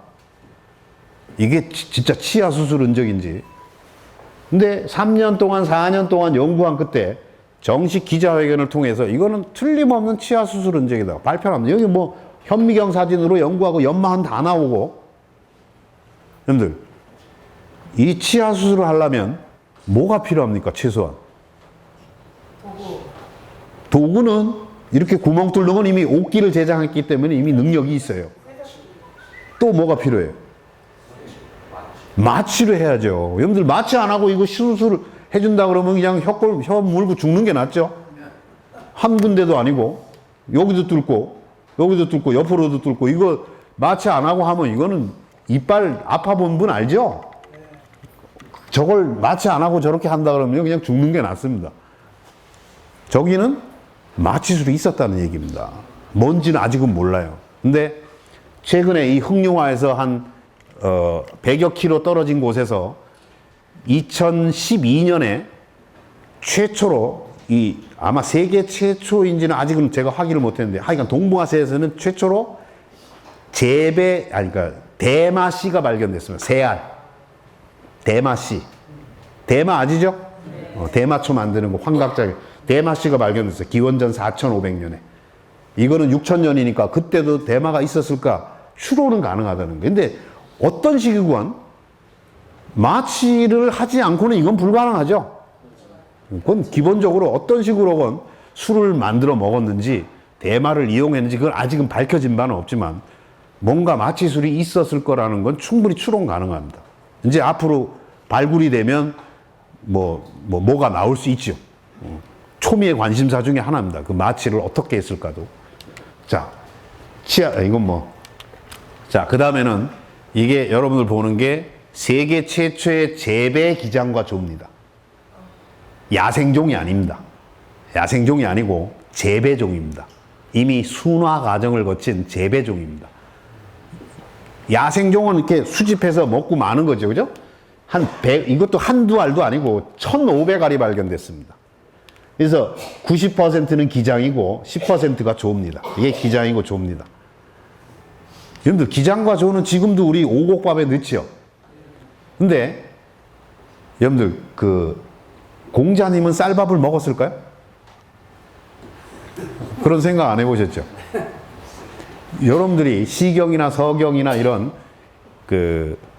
고대 춘추 시대나 전국 시대의 책들을 보면 쌀밥이라는 말은 거의 없습니다. 그 주식이 기장입니다. 기장. 그래서 손님을 접대하는 맛있는 음식의 대명사가 기장밥의 고깃국입니다. 춘추 시대 후기에 오면 어쩌다가 별미로 쌀밥을 먹습니다. 그때도 상식은 기장입니다. 그래서 기장이 모든 음유를 만드는 기본 척도가 됩니다. 국악을 만들 때, 음악을 만들 때 척도가 황종척이라는 걸 쓰는데 황종척은 기장 한 알이 1푼입니다. 그걸 81개를 쌓아서 황종 1척을 만듭니다. 춘추 시대까지, 즉 우리가 얘기하는 하상주 시절 사람들은 기장이 주식입니다. 그래서 이게 세계 최초의 것이고 기존의 중부 유럽 거 세계 최초였던 것보다 한꺼번에 조와 기장의 기원을 2700년을 앞세웁니다. 이거 발견으로. 그래서 자, 이게 2012년에 세계 주요 농업유산으로 정식 등재됩니다. 정식 등재된 겁니다. 농업유산으로. 이거는 12년에 여러분들 영어가 안 되는 사람은 한자로 보시고 한자가 안 되면 영어로 보십시오. 북경 인민대회당에서 유네스코에서 정식으로 세계 농업유산으로 지정해서 인증패를 준 겁니다. 어떤 사람들은 제가 특강을 하면은 이 공부 안 한 사람들이 연도가 과장됐다느니 요한문명이 그렇게 이른 게 어떻게 있을 수 있느냐 그런 질문을 하는 사람이 있어요. 아니 유네스코가 병신입니까? 유네스코가 병신이에요? 이런 주요한 유적은 기장이나 이런 것들은 세계 최초를 다루는 이런 중요한 유적들은요 자기네 중국에서만 연대 측정하면 국제적으로 공인 안 해줍니다. 공인 안 해줘요. 지금 여기 말씀드린 이 기장과 조는요 중국을 포함해서 4개국에서 측정을 한 겁니다. 4개국에서. 아시겠어요? 그 글자 그대로 기원전 여기 이 탄소 측정한 결과가 이건 절대 연도가 안 나오죠. 기원전 5700년, 800년으로 나와 있어요. 공식으로 인증한 게. 그러니까 어떤 사람들은 야 무슨 7000년, 8000년 전에 무슨 700명이 모여 살고 그러면 말도 안 된다고요. 아니 자료가 다 나와 있는데 말도 안 된다 그러면 어떡하라는 거야. 지가 공부를 안 한 것뿐이지. 여러분들도 이거 보기 전에 직접 보기 전에는 믿기 어려운 겁니다. 사실은. 모르니까 그냥 이렇게 그렇구나 그러지. 알면은 입이 벌어져서 담을 수가 없어요. 그래서 요한문명이라고 새로 명명을 하는 겁니다. 자, 그 다음에 조보구 문화인데 이거 기원전 5000년까지 올라갑니다. 흥룡화 바로 아래인데 여기는 또 놀라운 것들이 있습니다. 이게 존영기라는 건데 채도입니다. 동북아시아 최초의 채도입니다. 채도는 그림을 그린 도자기를 채도라고 그럽니다. 자, 이 채도는 이렇게 전개를 하면 이렇게 생겼습니다. 여기 지금 조수룡 해가지고 새 머리 보이죠? 여기 돼지 보이죠? 보입니까? 몸통은 뱀처럼 꾸불꾸불. 여기는 사슴 보여요? 사슴? 요게 이렇게 조각이 되어 있는 겁니다. 근데 이런 존영기가 여러 개가 나오는데 내가 여러분들 소개할 건 뭐냐면, 자, 이건 또 다른 존영기입니다. 자, 존영기를 요걸 전개를 하면 이렇게 사슴이 두 마리가 이렇게 사슴이죠?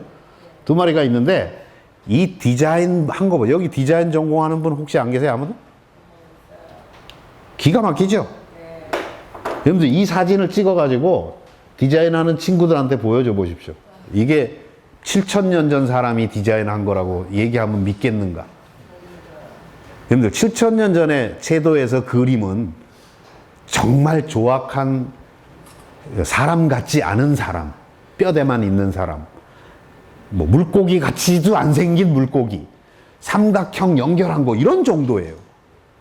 새 같지도 않은 새. 이거는요 정말 디자인적으로 현대 디자인이라고 해도 굉장히 잘한 거예요. 이 공간 배치하고 이런 걸 보세요. 너무너무 놀라운 거죠. 근데 더 놀라운 거는 이런 디자인을 이렇게 했는데 여러분들 요게 지금 어떻게 만들어졌는지를 보라는 거예요. 요 부분을 제가 확대를 합니다. 와, 놀라는 사람 딱 한 사람 있네. 여러분들 7,000년 전에 도자기에 그림을 그리는데 그냥 붓으로 그린 게 아니라 전체를 새카맣게 이렇게 마광을 했죠. 전체를 껌댕을 입혀서 돌로 이렇게 문지르면 새카맣게 반짝반짝하게 됩니다. 그러고 나서 필요한 그림을 이렇게 선각을 했죠. 선각을 하고 필요 없는 부분을 긁어서 제거한 겁니다. 상상이 되세요? 여러분들 상강기법이라는 그 청자의 기법이 있죠. 자랑스러운 기법입니다. 이거는 정말로 이거는 7,000년 전에 상강기법보다도 훨씬 더 정말 이 세계에 이런 기법이 없습니다. 유사한 기법이 어디 있느냐? 제가 그걸 죽어라고 찾았죠. 이거 발견한 뒤에. 자, 서포항에서 여러분들 기원전 3,000년에 함경부터 서포항에서 타래문이, 이게 타래문이는 알려져 있는데 이 기법을 눈여겨본 사람이에요. 이걸 저 확대합니다. 보셨어요? 타래를 이렇게 그린 게 아니죠? 아까랑 똑같죠, 기법이. 이 외곽선을 음각을 이렇게 하고 필요 없는 부분을 긁어냈잖아요. 이거는 한반도 북부와 연해주 고지역에서만 발견됩니다. 자, 또 서포항에서 남경유적. 남단에는 어디까지 있냐면, 남경이 어디냐면 지금 평양입니다. 평양. 평양에서 번개무늬 토기가 나오는데 이것도 보십시오. 제가 확대합니다. 보이죠? 요거는 외곽선을 그렸는지, 그래도 그린 걸로 봐야죠. 이렇게 선이 나오니까. 외곽선 그리고 필요 없는 거를 단사선문으로, 아까는 격자문을 띄어냈지만 단사선문 해가지고 요 선이 살아나게 만들잖아요. 기법이 동일하잖아요. 그러니까 한반도 북부와 연해주와 이쪽이 동일 문화라는 거예요. 다른 지역에서 발견되지 않았습니다. 다른 지역의 앙소문화 지역의 그 황하문명 지역의 채도는 전부 다 붓으로 그리는 겁니다. 껌댕으로. 아시겠어요? 붓에다가 껌댕 칠해가지고 이렇게 그리는 거예요. 이건 그리는 수준이 아니죠. 빗살무늬를 만들었던 사람들은 이런 걸 할 수 있다는 겁니다. 빗살무늬 아까 해봤잖아요. 이거보다 조보고 이전에. 조보고 이전에 빗살무늬가 있었잖아요. 흑룡화에서 벌써. 그러니까 이걸 만드는 거예요. 중원의 황하문명과는 기법이 다르다는 겁니다. 자, 그 다음에 연해주 지역에 아모르강 유역에 유사한 기법들이 나옵니다. 이것도 기원전 3,000년까지 올라가는데 긁어내진 않았지만 얘는 점을 찍어가지고 필요 없는 부분을 제거해버렸죠. 똑같습니다. 이건 그 대신 이건 홍도야. 빨간 그 굵게 빨간 그 황토로 구운 거라서. 근데 하여간 요 제작 기법상은 똑같죠? 연해주 지역과 한반도 여기만 나온다 이 말이에요. 이것도 또 다른 겁니다. 기원전 3,000년. 자, 그 다음에 홍산문화입니다. 가장 핵심적인 유적이라고 그랬죠? 홍산이라는 말은 원래 몽골어에서 울란하따라는 데에서 온 겁니다. 울란하따는 붉은 산이라는 뜻입니다. 여러분들 몽골의 수도가 울란바타르죠. 그게 울란이 붉은이라는 뜻이고 바타르는 히어로, 영웅이라는 뜻입니다. 그래서 공산혁명 이후에 붉은 그 영웅의 도시 그런 뜻으로 울란바타르 새로 지은 지명입니다. 그러니까 울란바타르처럼 이 홍산에, 여러분들 홍산 시뻘겋죠? 저게 홍산입니다. 제가 가서 찍은 사진입니다, 이거. 저는 제가 살던 집이 여기서 한 버스 타고 20분이면 여기까지 갑니다. 제가 안식년 할 때. 저는 수도 없이 몇 번인지 기억도 안 납니다. 여기 저 김남석 회장도 나랑 몇 번 같이 간 적도 있고. 자, 홍산 쭉 가면 이렇게 생겼습니다. 자, 진짜 시뻘겋죠? 나무가 없어요. 이 돌이 좀 적철광 성분이 들어있는 것인지 나무가 전부 돌산이니까 특히나 이 해질 때나 해 뜰 때 보면요 진짜 시뻘겋습니다. 그래서 옛날부터 성산입니다. 몽골 시대에도 성산이었어요. 그래서 이 뒤에서 이게 홍산호, 여기 최초 홍산 문화 명명지입니다. 여기가. 이 홍산의 뒤쪽입니다. 여기가 최초 유적지. 그래서 이런 유형의 문화를 다 묶어서 홍산 문화 이렇게 명명하는 겁니다. 홍산 문화는 예? 아니, 이런 거 사진 찍으면 뭐 하는데 가야죠. 자, 홍산 문화, 홍산이 이렇게 길쭉한데 여기에는 홍산 전체가 유적인데 이거 곧 세계 문화유산으로 등재 지금 준비하고 있습니다. 이게 유적지가 한 15개인가 있습니다. 그 중에 홍산 문화하고 하가점 하층 상층이 여기까지입니다. 무지 많죠? 12개나 됩니다. 요하 문명과 관련. 이거는 그 다음에 전국시대 뭐 요대 무덤이 있고 이 곳곳이 골짜골짜기가 전부 유적지입니다. 그래서 산 전체가 유적으로 보호되고 있어요. 자, 이 홍산문화유적은 2011년 기준으로 1000개가 넘습니다. 유적지가. 근데 그 1000개가 넘는 것 중에 적봉시 안에만 725개가 있어요. 여기 적봉인데 적봉시가 물론 적봉시가 무지 큽니다. 내몽고가 이만한데 여기가 내몽고죠? 내몽고 중에 적봉시가 요만한데 요 적봉시가 면적은 남한만 합니다. 시 하나가. 감이 잘 안 오죠? 자, 그래서 그 유적지 분포를 보면 홍산문화만입니다. 홍산문화 유적지가 이렇게 많습니다. 여기는 전체가 적봉시고 적봉시의 치와 현 이런 것들이 이렇게 나눠져 있는데 12개가 있는데 거기에 각각 막 100개, 200, 오한치야 아주 거의 300개 가까이가 오한치에 있습니다. 오한치 요 치 하나에 치가 우리식으로 하면 군입니다. 군에 해당하는데 요 안에 홍산문화 유적지가 292개나 밀집되어 있어요. 그러니까 여기가 실질적인 요하 문명의 중심지입니다. 오한치가. 자, 그 홍산문화의 가장 젖봉지라는 건 붉은 봉우리. 그렇죠. 그 울란바타를 그러니까 의역한 겁니다. 홍산이라는 이름이 먼저 있으니까 중국 점령의 그 지역을 시를 만드는데 홍산시 이렇게 하려니까 오버랩되잖아요. 홍산이랑. 그래서 똑같은 뜻을 갖는 다른 한자로 적봉도 울란바타잖아요. 붉은 산. 그래서 적봉이라고 다른 이름을 합니다. 자, 이게 홍산문화 가장 중심적인 그 유적지가 오화량 유적입니다. 1100개의 유적지가 있다고 그랬잖아요. 그 중에 가장 핵심적인 오화량 유적인데 여기는 전체가 성소입니다. 주거지가 하나도 없고 전부 다 묘장과 신정과 천단 이런 제2시설만 되어 있습니다. 여러분들 그 아메리칸 인디안 영화 같은 거 보면 특정 지역을 성소로 해가지고 사람들 출입 못하게 하잖아요.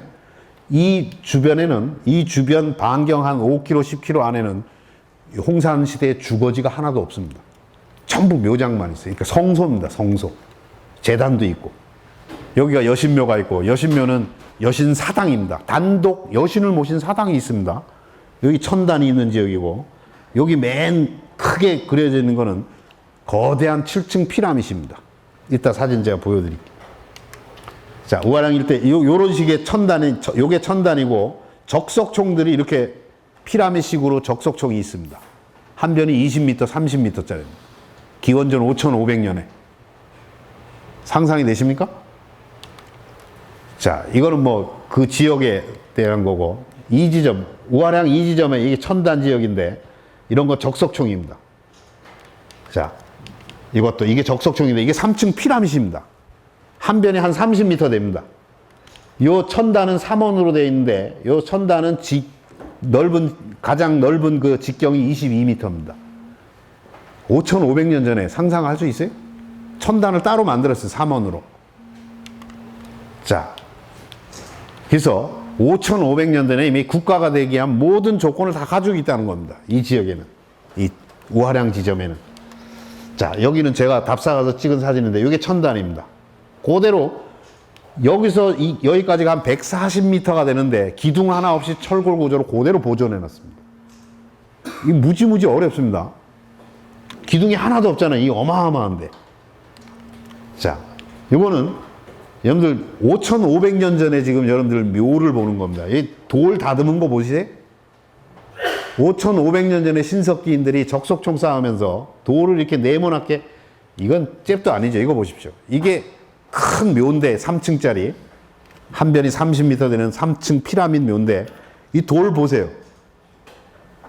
이 기단석 네모나게 이게 한 60m, 한 25m, 아니 60cm, 25cm 정도 돼요. 이만한데 네모나게 다 다듬어 놨죠. 그러면 또 안 놀래죠. 이건 충분히 놀랄만 합니다. 5,500년 전에 너무 놀라서 입이 신석기인들이 우리는 그냥 자연석을 갖다가 쌓았을 거라고 일반인들이 다 생각하지, 돌을 이렇게 깎듯이 네모나게 이걸 이렇게 해서 쌓았을 거라고 상상을 하느냐 이 말이에요. 여러분들 이거 사진 찍어서 5,500년 전에 만들어놨다면 친구도 안 믿어요. 친한 친구도 안 믿어요. 예? 뭐라고요? 도구가 있었는데. 도구가 없는 도구. 이미 옥기를 만들었는데요, 뭐. 이때 도구라는 건요, 돌밖에 없습니다.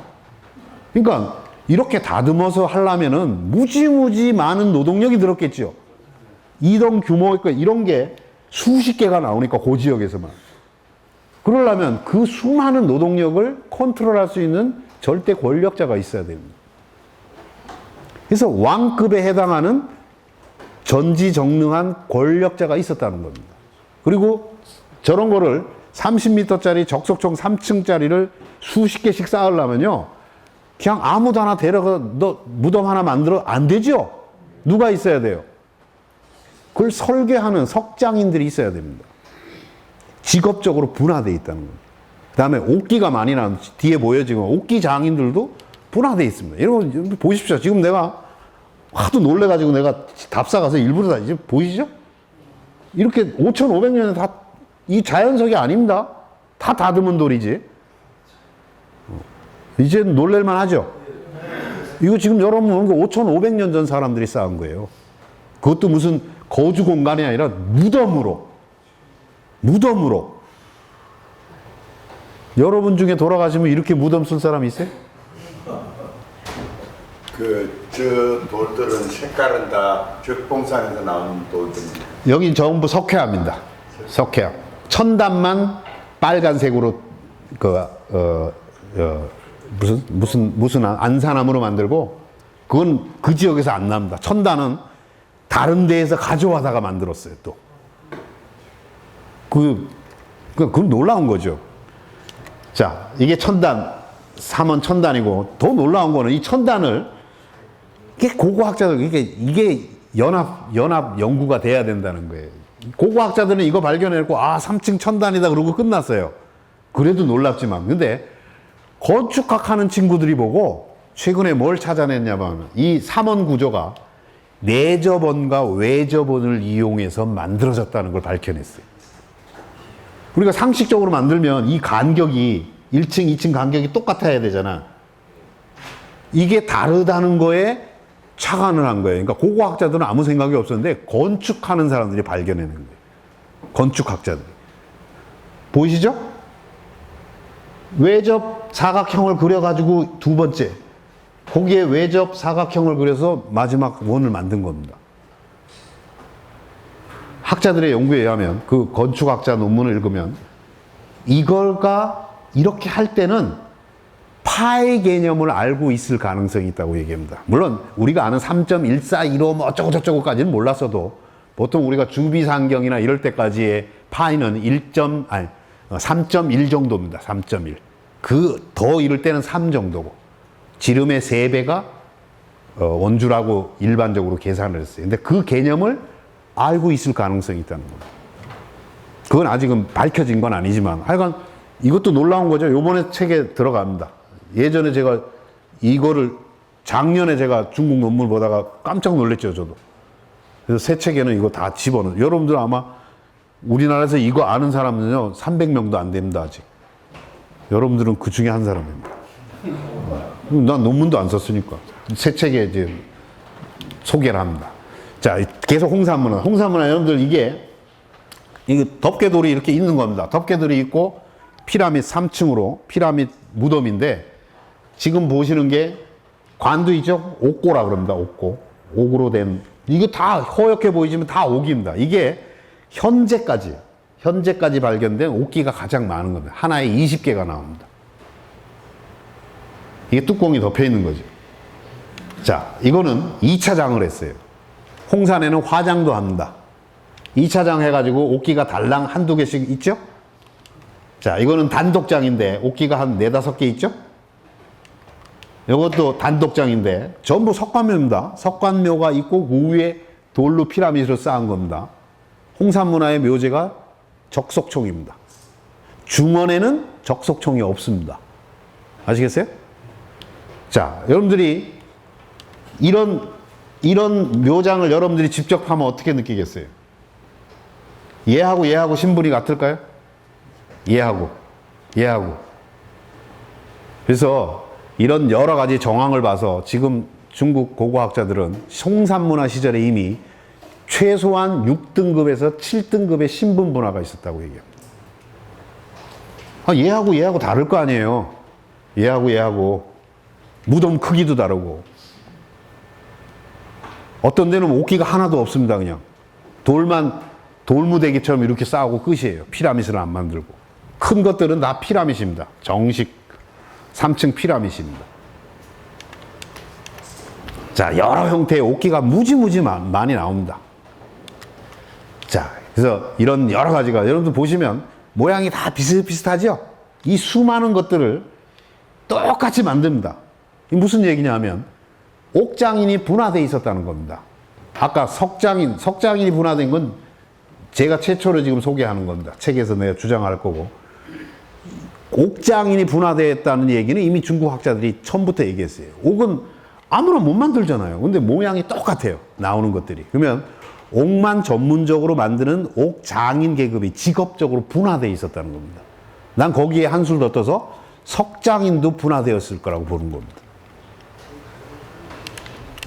자, 적봉시는 이제 이 홍산에서 나오는 옥기들 가운데 대표적인 게 이 옥웅룡과 옥저령인데 이건 돼지 갈기 닮은 이건 돼지용이라고 그러는 거고 이건 곰용이라고 그러는 건데 이 적봉시와 조양시가 서로 다른 그 시의 상징으로 갖고 있습니다. 적봉시는 이 옥저령을 시의 상징 마크로 가지고 있고 조양시는 요영성의 조양시는 이거를 시의 상징 마크로 사용합니다. 서로 경쟁하는 거죠. 자, 이건 홍산문화 동산치에서 비너스상이 나오는데 이건 조그만한 겁니다. 근데 여기에서 인물상이 나오는데 실물의 3분의 1 사이즈인데 얼굴이 없고 손과 발모습만 확실히 나옵니다. 근데 여기 저 스님들 계시지만 딱 여기다 붙이고 여기 얼굴 놓으면 반가부자지요.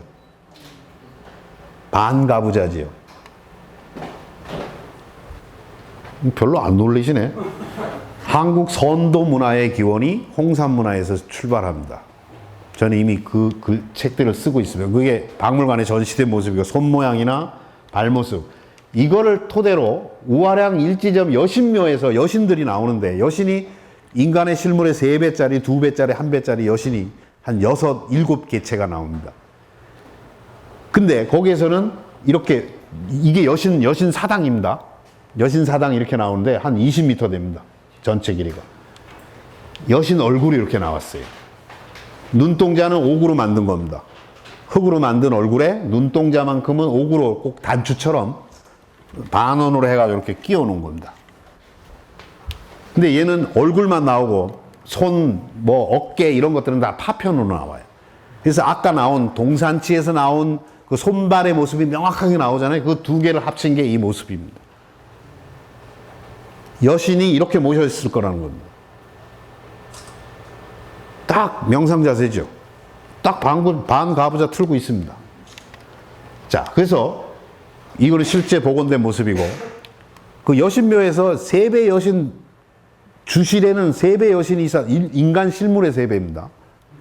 좌상으로 앉아 있을 거라고 생각하는데, 그걸 어떻게 아느냐? 이런 파편들이 발견되기 때문에. 여러분들 손을 보면, 요게 실물 사이즈의 손이고, 우리 실물, 인간의 실물 사이즈의 손이고, 이거는 2배나 3배 가량 되죠? 요거는 A컵, B컵, C컵, 유방인데, 크기가 다 다릅니다. 자, 귀도 인간의 실물 사이즈 2배, 3배짜리입니다. 이거는 길이가 16cm입니다. 16cm. 아니, 한쪽은 요만하게 하고 한쪽이 이만하게 달았을 리가 없잖아요. 그러니까 세배 여신이 완벽하게 발굴되진 않았지만 유방의 크기라든지 어깨 크기 서로 다른 것들로 봐서 주실에는 인간의 3배짜리의 여신이 앉아 있었을 거라고 얘기를 하는 겁니다. 자, 이게 박물관에 복원한 모습입니다. 이게 여러분들이 복원한 이 모습이 이 우리 단군 신화에 나오는 웅녀족의 수장일지도 모릅니다. 자, 그 옆에는 곰과 새가 실물 사이즈 크기로 있었습니다. 홍산 문화의 주 토템이 곰입니다. 홍산 문화의 주 토템이 곰입니다. 아까 곰용 옥으로 된 거 있었대요. 곰웅룡, 곰, 손발, 코, 아래 턱뼈 이런 것들이 흙으로 만든 게 다 나옵니다. 새하고. 자, 그 다음에 남신상도 나오는데, 홍산 문화에서 발견된 남신상인데, 여러분들 머리 정리한 거 보십시오. 5,300년 전 사람들이 머리를 이렇게 우리 뭐 야만인들처럼 이렇게 흘러내린 게 아니라 아주 단정하게 정리하고 있습니다. 이렇게. 이 복원한 모습. 귀걸이도 하고 있었어요. 귀걸이는 발견되지 않았지만 요 구멍이, 요 구멍 보이세요? 흑룡화 때도 옥결이 최초로 나왔잖아요. 거기도 남자 여자가 둘 다 하고 있었습니다. 이거는 남신상인데 귀걸이. 남자가 귀걸이 한 거 여러분들 이상하게 느끼십니까? 우리나라는 조선 시대까지, 조선 중기까지 남자 여자가 다 귀걸이 했습니다. 귀걸이 뚫어서. 이거는 삼국시대 사신입니다. 우리 왕회도라고 얘기하는 백제사신. 귀걸이 했죠? 고구려, 신라사진 다 귀걸이 했습니다. 자, 이거는 적봉방의 동호족입니다. 조선시대, 고조선과 그 평행에서 있던 동호족의 사람들이 사냥하는 장면인데, 귀걸이 했죠? 자, 이거는 거란족의 장군을, 그 전쟁에 나가는 장군인데, 귀걸이 했죠? 이거는 몽고족, 대칸들의 사진인데, 다 귀걸이 했죠? 자, 이거는 몽골의 1만 투그룹입니다. 우리나라에 한 1만 원 정도 되는데 귀걸이 했죠. 징기스칸입니다. 얘가 그런 게 이분이. 북방족들은 남자들이 다 귀걸이를 했습니다. 자, 여러분들 이거 보면 좀 이상하죠? 일쯤에 본 사람이 있어요? 2008년에 최초로 이런 역사 고증을 통해서 최초로 드라마상에 나오는 남자가 귀걸이하게 만든 드라마입니다. 이게 지금도 다 안 따르죠, 그죠? 여러분들 드라마 보면 이게 일지매고, 자, 이거는 순수의 시대라는 2015년에 한 영화입니다. 자, 얘가 누구냐 하면, 얘라고 하냐. 이분이 이성계입니다. 영화에 귀걸이 다 하고 있죠? 자, 얘가 태조 이방원입니다. 귀걸이 다 하고 있죠? 이게 리얼리티입니다. 우리 여지껏 역사 왜곡입니다. 조선시대 중기까지 남자들 다 귀걸이 했습니다. 내 증거를 보여줄게요. 자, 이거는 상군부사 김민재장 귀걸이 했죠? 자, 대왕 면전에서 왕에게 아뢰고 있는 우리가 흔히 말하는 당상관들 했죠? 자, 왕의 아들 부마인, 뭐 이름이 뭔지 모르지만 다 하고 있습니다. 왕조실록에 분명하게 기록이 돼 있어요. 자, 세종 1년에 금은이 너무 귀하니까 사대부 자손들의 귀걸이를 제외하고는 금은을 쓰지 말게 하라 이게. 무슨 얘기예요? 사대부 자손들은 금과 은으로 귀걸이를 해도 되는데 일반인들은 하지 말라는 거죠. 다 했다는 얘기입니다. 전면적으로 금지한 게 뭐냐면 세종 11년에 자 여기입니다. 사대부의 자제들을 귀걸이 이거는 비슷한 것이고 전면적인 금지가 선조 5년에 이루어집니다. 선조 5년에 우리나라 양반이나 평민 남녀는 반드시 귀를 뚫어 귀걸이를 만들어 달아서 중국 사람들이 웃기게 본다 이게. 왜 야만인의 풍습을 하느냐. 우리는 야만인이죠. 우리는 북방족입니다. 중국인들이 보면 우리는 야만족이에요. 그래서 우리는 원래 그 북방족의 전통을 하고 있는 거예요. 중국 사람들은 남자들이 안 했어요. 그 우리는 야만족 출신인데 중국인들이 보는 야만족인데 우리는 스스로가 중국에 가깝다고 하는 그런 의식을 우리가 소중화주의라고 그러잖아요. 우리는 모든 전통이 북방족의 전통을 갖고 있는 거예요. 지들이 헷갈렸을 뿐이지.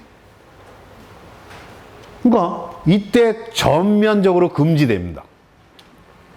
그리고 이런 그 귤산 이유원이라는 사람이 이런 얘기를 남깁니다. 1871년에 탈고하고 82년에 책이 나온 책인데 그 책에 뭐라고 나오냐면 오늘날에는 남자들이 귀걸이를 다는 습속을 아는 사람이 드문데 관서 부녀자들은 아직까지 귀를 뚫는 습속이 있다. 즉 1872년만 해도 남자들이 귀걸이 하는 습속을 아는 사람이 이미 드물 정도로 안 했다는 얘기예요. 여러분들도 한국 사람들이 남자가 귀걸이 했다는 거 잘 모르잖아요. 조선 중기까지 다 했습니다. 아시겠어요? 이거는 내가 만든 책도 아니고 왕조실록의 기록입니다. 자, 이런 거 지나가고 저걸 해놨을 텐데 뒤에 나올 겁니다. 아마 청동이나 여러분들 단군 나는 지금 뭘 작업을 하고 있냐면 남북한이 통일될 경우에 단군 영정을 어떻게 만들 것인가. 그거 지금 글도 쓰고 하고 하는데 저는 귀걸이 달아야 된다고 생각하는 사람입니다. 그 시대에 북방족은 다 달았습니다. 아까 동호, 고란 다 보여드렸죠? 우리도 달았습니다. 조선 중기까지. 그게 몇백 년 차이 난다고 우리는 너무 이질적으로 생각해요. 그렇지 않습니다. 자, 그래서 자 여기는 13지점인데 우하량 지역의 13지점은 지금은 시굴만 해놨습니다. 시굴.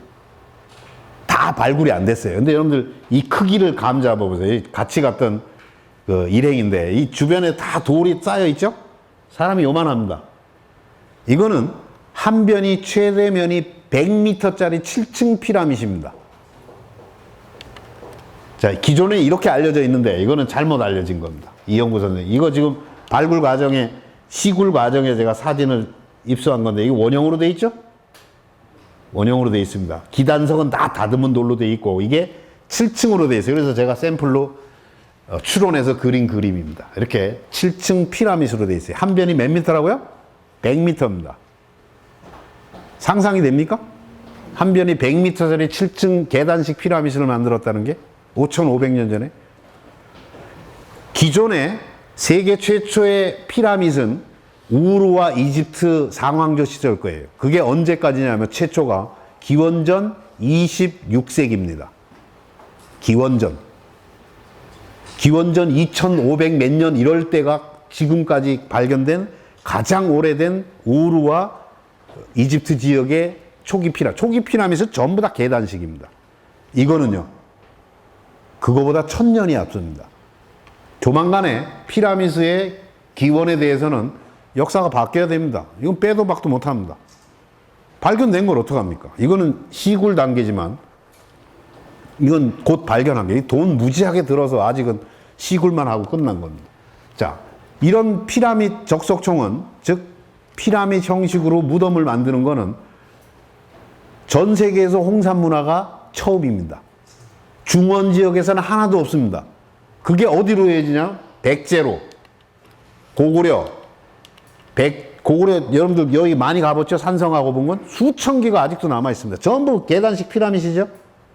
3층, 5층, 7층짜리 아직도 수천 개가 남아 있습니다. 이게 백제에도 그대로 이어집니다. 이건 여러분들 지금도 가면 볼 수 있어요. 석천동에 가면 백제 피라밋이 이렇게 3층 계단식인데 이거는 크기하고 모양이 홍상 거랑 똑같습니다. 시간차가 어마어마하게 남에도 불구하고 이런 식의 묘제는 중원 지역에는 없습니다. 황하 문명 지역에는 이런 무덤이 발견된 적이 없어요. 이게 어디로 가느냐? 일본까지도 갑니다. 여러분들 가야나 신라의 무덤도 전부 적석총입니다. 그 모르는 사람이 많아요. 여러분 신라 대농원에 가면 이렇게 흙으로 동그랗게 돼 있죠? 그 흙 아닙니다. 그 안에 전부 돌입니다. 겉에 1, 2m만 흙으로 덮여 있는 거고 안에는 전부 적석. 그래서 고고학적으로 정식 명칭이 목곽 적석분입니다. 토광묘가 아닙니다. 여러분 천마총 들어가 본 사람 많잖아요. 그 경주에 가면 천마총은 묘 안으로 들어가잖아요. 거기 들어가 보셨잖아요. 묘 위에 전부 돌 꽉 차 있잖아요. 적석총입니다. 그거는 가야의 묘제도 전부 적석총입니다. 여러분 뭐 가야의 그 대성동 고분군 이런 데 가보세요. 신라 시대처럼 둥그렇게 되어 있는 게 전부 적석총입니다. 겉에만 흙으로 덮여 있는 것 뿐이에요. 그 모르는 사람이 이게 일본으로도 이어집니다. 자, 그 다음에 하가점 하층 문화에서는 치가 나옵니다. 치. 석성을 짓는데 이렇게 뾰족 튀어나와서 이거는 방어력이 어마어마하게 달라집니다. 여러분들 요로 저기 쳐들어오면 요 뒤쪽 끝에서 뒤통수에다 화살을 쏠 수 있어요. 치가 있는 거 없는 거는 방어력에서 잽이 안 됩니다. 이 치가 최초로 나오는 게 하가점 하층 문화에서 나오는 겁니다. 청동기 시대. 중원에는 없습니다.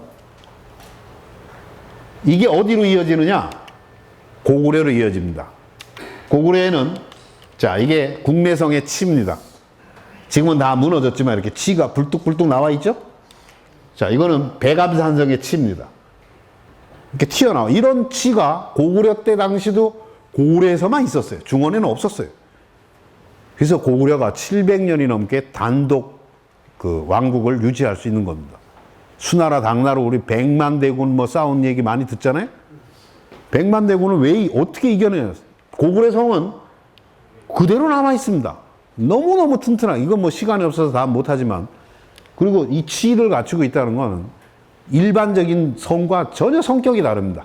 방어력에 있어서. 자, 그 다음에 하가점 상층에서는 비파형 동검이 나옵니다. 여러분들 비파형 동검은 여기만 나옵니다. 여기만. 중원 지역에 안 나옵니다.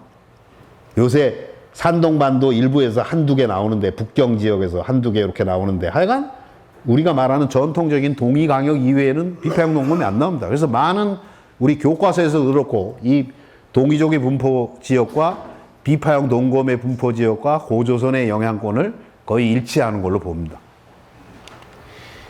자, 지금은 여기까지 나옵니다. 여기까지. 우리 지도에는 이런 게 다 생략돼 있어요. 그리고 이거는 발견된 지역만 표시하니까 중심지를 몰라요. 개수가 다릅니다. 자, 현재까지 2000년 기준으로 비파형 동검이 동북아시아에서 331개가 발견됐습니다. 비파형 동검이. 근데 그 중에 내몽고 지역에서 19개고 요녕성 지역에서는 200개가 넘습니다. 요소, 요동을 합치면 200개가 넘어요. 즉 3분의 2가 여기서 나옵니다.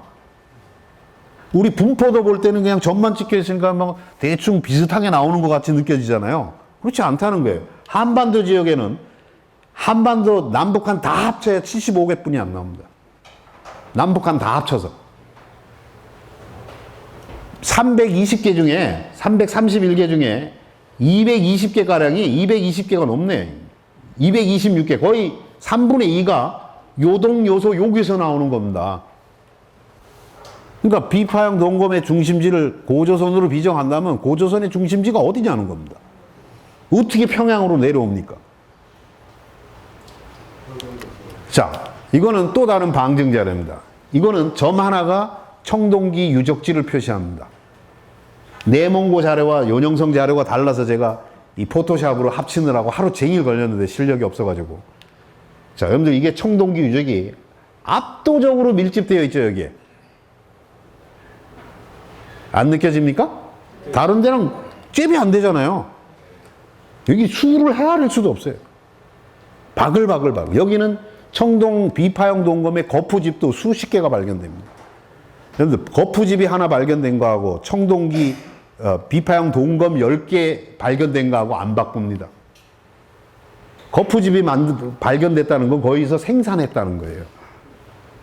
그냥 비파형 동검만 나오면 어디서 주운 것일 수도 있고 선물 받은 것일 수도 있고 교역품일 수도 있지만 거푸집이 나온다는 건 거기가 생산지라는 중심지라는 상징이에요. 적봉, 조양, 오한치 이 일대에는 박물관마다 거푸집이 보관되어 있습니다.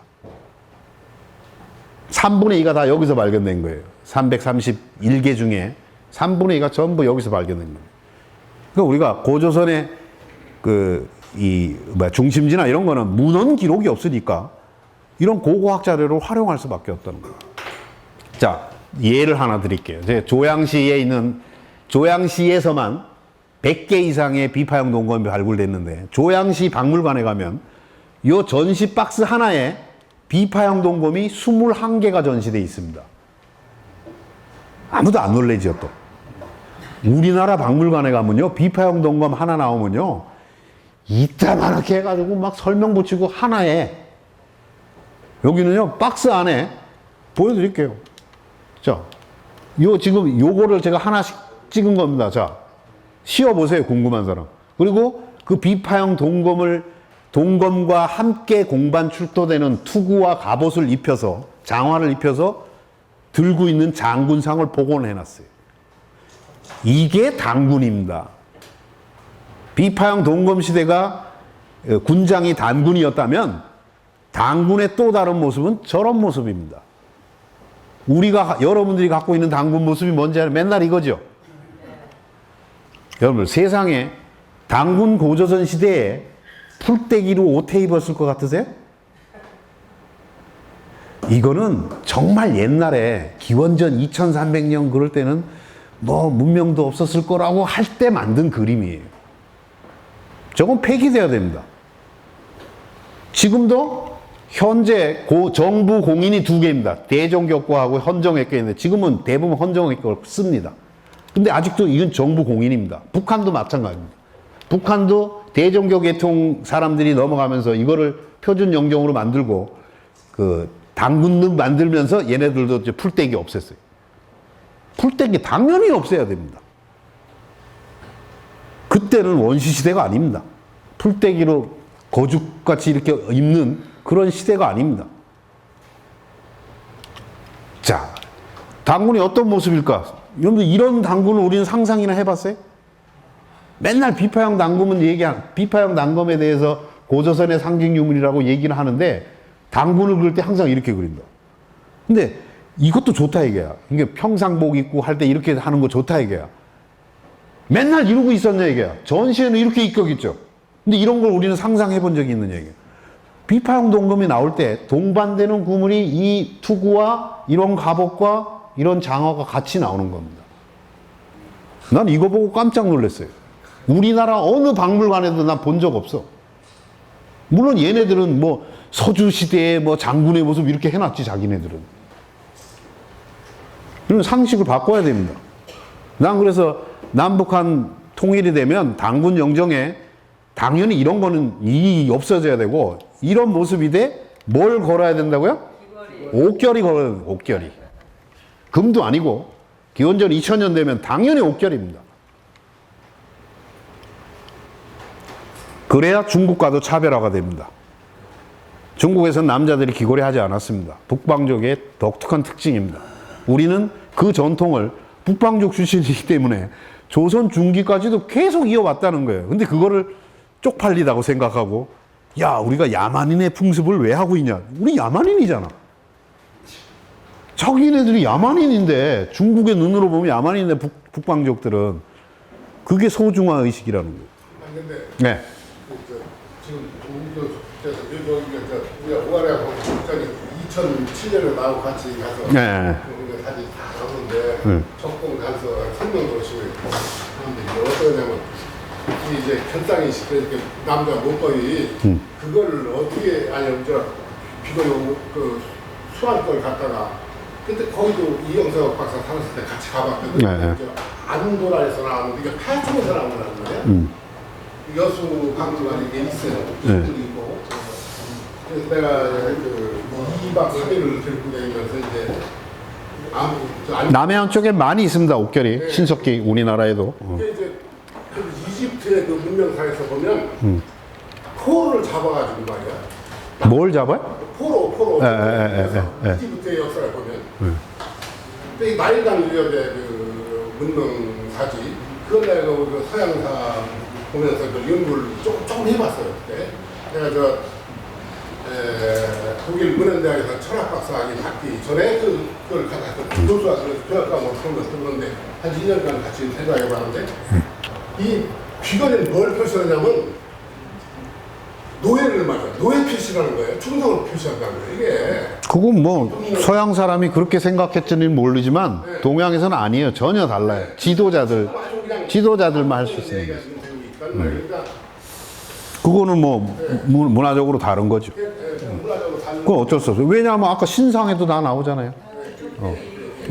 아까 그 이따만한 피라미드 무덤에 시신들의 귀걸이 다 나오거든요. 그러니까 그거는 노예 상징하고 최소한 동양에서는 전혀 상관없어요. 노예가 없게 할 이가 없죠. 아, 당연하죠.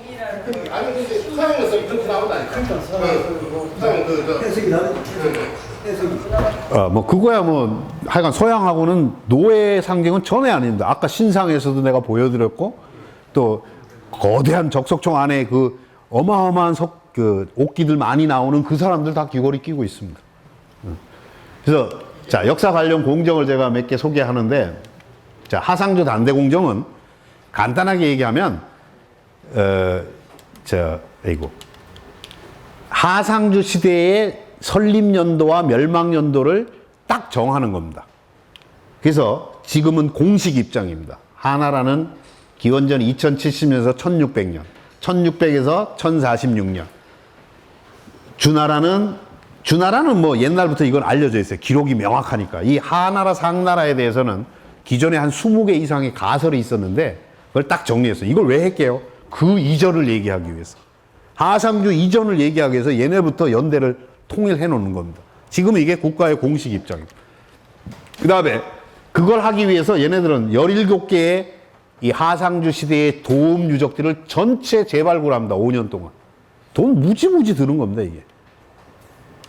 자, 그 다음에 동북공정입니다. 여러분들, 아까 동북공정은 여러분들 다 겪어봤으니까 이것만 보여줄게요. 지금 종북공정 끝나면서 나오는 중국의 책들은 전부 다, 이건 내 방에 있는 것만 몇 개 꺼내서 찍은 건데, 앞에 중국이 들어갑니다.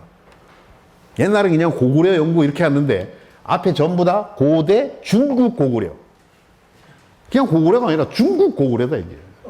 이 책을 열면은 고구려를 얘기할 때 뭐라고 나오냐면, 고구려는 동북지방의 소수민족 지방정권으로 기록되어 있습니다. 그래서 수나라와 당나라와 고구려가 전쟁한 우리가 고수전쟁, 고당전쟁 그러잖아요. 전쟁이란 표현 지금 쓰지 않습니다. 중국에서는. 전쟁은 국가와 국가가 맞붙는 거지 지방정권이 중앙정부에 들은 거는 내란이다 이게요. 그래서 고당 전쟁 이런 말들이 없어져 버렸어요. 전쟁이란 표현을 안 씁니다. 지방정권으로 전락했어요. 자, 그 다음에 탐험공정. 그 글자 그래도 중화문명의 근원이 어디인지를 찾는 겁니다. 그래서 여러 단계를 거쳐서 중화문명의 근원지를 두 곳으로 이제 하는 겁니다. 황하문명과 요하문명. 근데 시원은 어디요? 요하입니다. 왜? 황제족이. 여기서 시원이 황제족이 크다가 내려오면서 삼나라 건설하고 이렇게 했다는 게 탐험공정의 핵심 공정 내용입니다. 그래서 도사유적을 새로 발견하는데 2015년에 총 면적이 뭐 이것만 보여주면 됩니다. 자, 이게 도사유적인데 이 외성 안에 있는 요 성 면적이 280만 평방미터입니다. 280만 평방미터. 그걸 3으로 나눠보세요. 어마어마하죠? 왕족과 귀족만 거주하던 요 내성이 13만 평방미터입니다. 3, 4, 12, 4,000평. 그죠? 4,000평이 아니라 4만 평이네. 4만 평. 그러니까 280명이면요, 여의도의 거의 반만 합니다. 그러니까 이게 기원전 2500년에서 기원전 1900, 이게 요임금의 왕도인 평양성입니다. 요순시대, 아시죠? 그 요임금이 다스리던 왕도인 평양성입니다. 2015년에 국무원 회의실에서 고고학교 수장인 왕외 이사장이 기자회견으로 발표한 내용입니다. 1년도 안 됐어요. 요순시대를 역사시대로 끌어올립니다. 자, 여기에서 이미 문자가 나옵니다. 이게 최초의 문자입니다. 갑골문보다 1000년 이상 앞섭니다. 자, 이렇게 생겼습니다. 이건 문자고, 요거에 대해서는 이견이 있는데 보통 요자로 봅니다. 자, 근데 제가 왜 도사유적을 왜 소개하냐면, 전 직접 작년에 다 답사를 갔다 시간이 없어서 다 소개하지 못하지만, 자, 우리 삼국유사에 보면 고조선 건국과 관련해서 중요한 기록이 있습니다. 연대를 추정할 수 있는. 그게 뭐냐면 요임금과 같은 시대다. 단군이 고조선을 건국했다 그러고 그 시기가 요임금과 같은 시대다. 혹은 요임금 후 50년 이렇게 써 있어요. 두 번의 기록이 있는데, 두 가지 형태의 기록이 있는데, 그 요임금이 실존 인물로 밝혀졌다는 겁니다. 최근에. 이것만 해도 1시간 해야 돼요. 그러니까 기원전 2330년에 단군이 고조선을 건국했다는 것이 픽션이 아닐 가능성이 그만큼 높아졌다는 겁니다. 요임금이 그 왕도가 주요 활동 시기가, 그 도성이 활용된 시기가 기원전 2500년에서 1500년입니다. 1900년. 시기적으로도 맞아떨어지고, 그러니까 기원전 2300년이 허구가 아닐 가능성이 한층 높아졌다는 거예요. 네. 평양의 위치는, 지리상의 위치는 밝혀졌습니까? 여기요? 요임금? 요임금 평양이요? 그럼요. 그 도사래니까요. 어디냐 하면 여기입니다. 여기. 님분. 황하가 이렇게 내려오는 여기입니다. 여기가 그 중원 지역의 청동기 문화 중심지입니다. 여기가. 하상주가 다 여기서 출발합니다. 여기가 도사.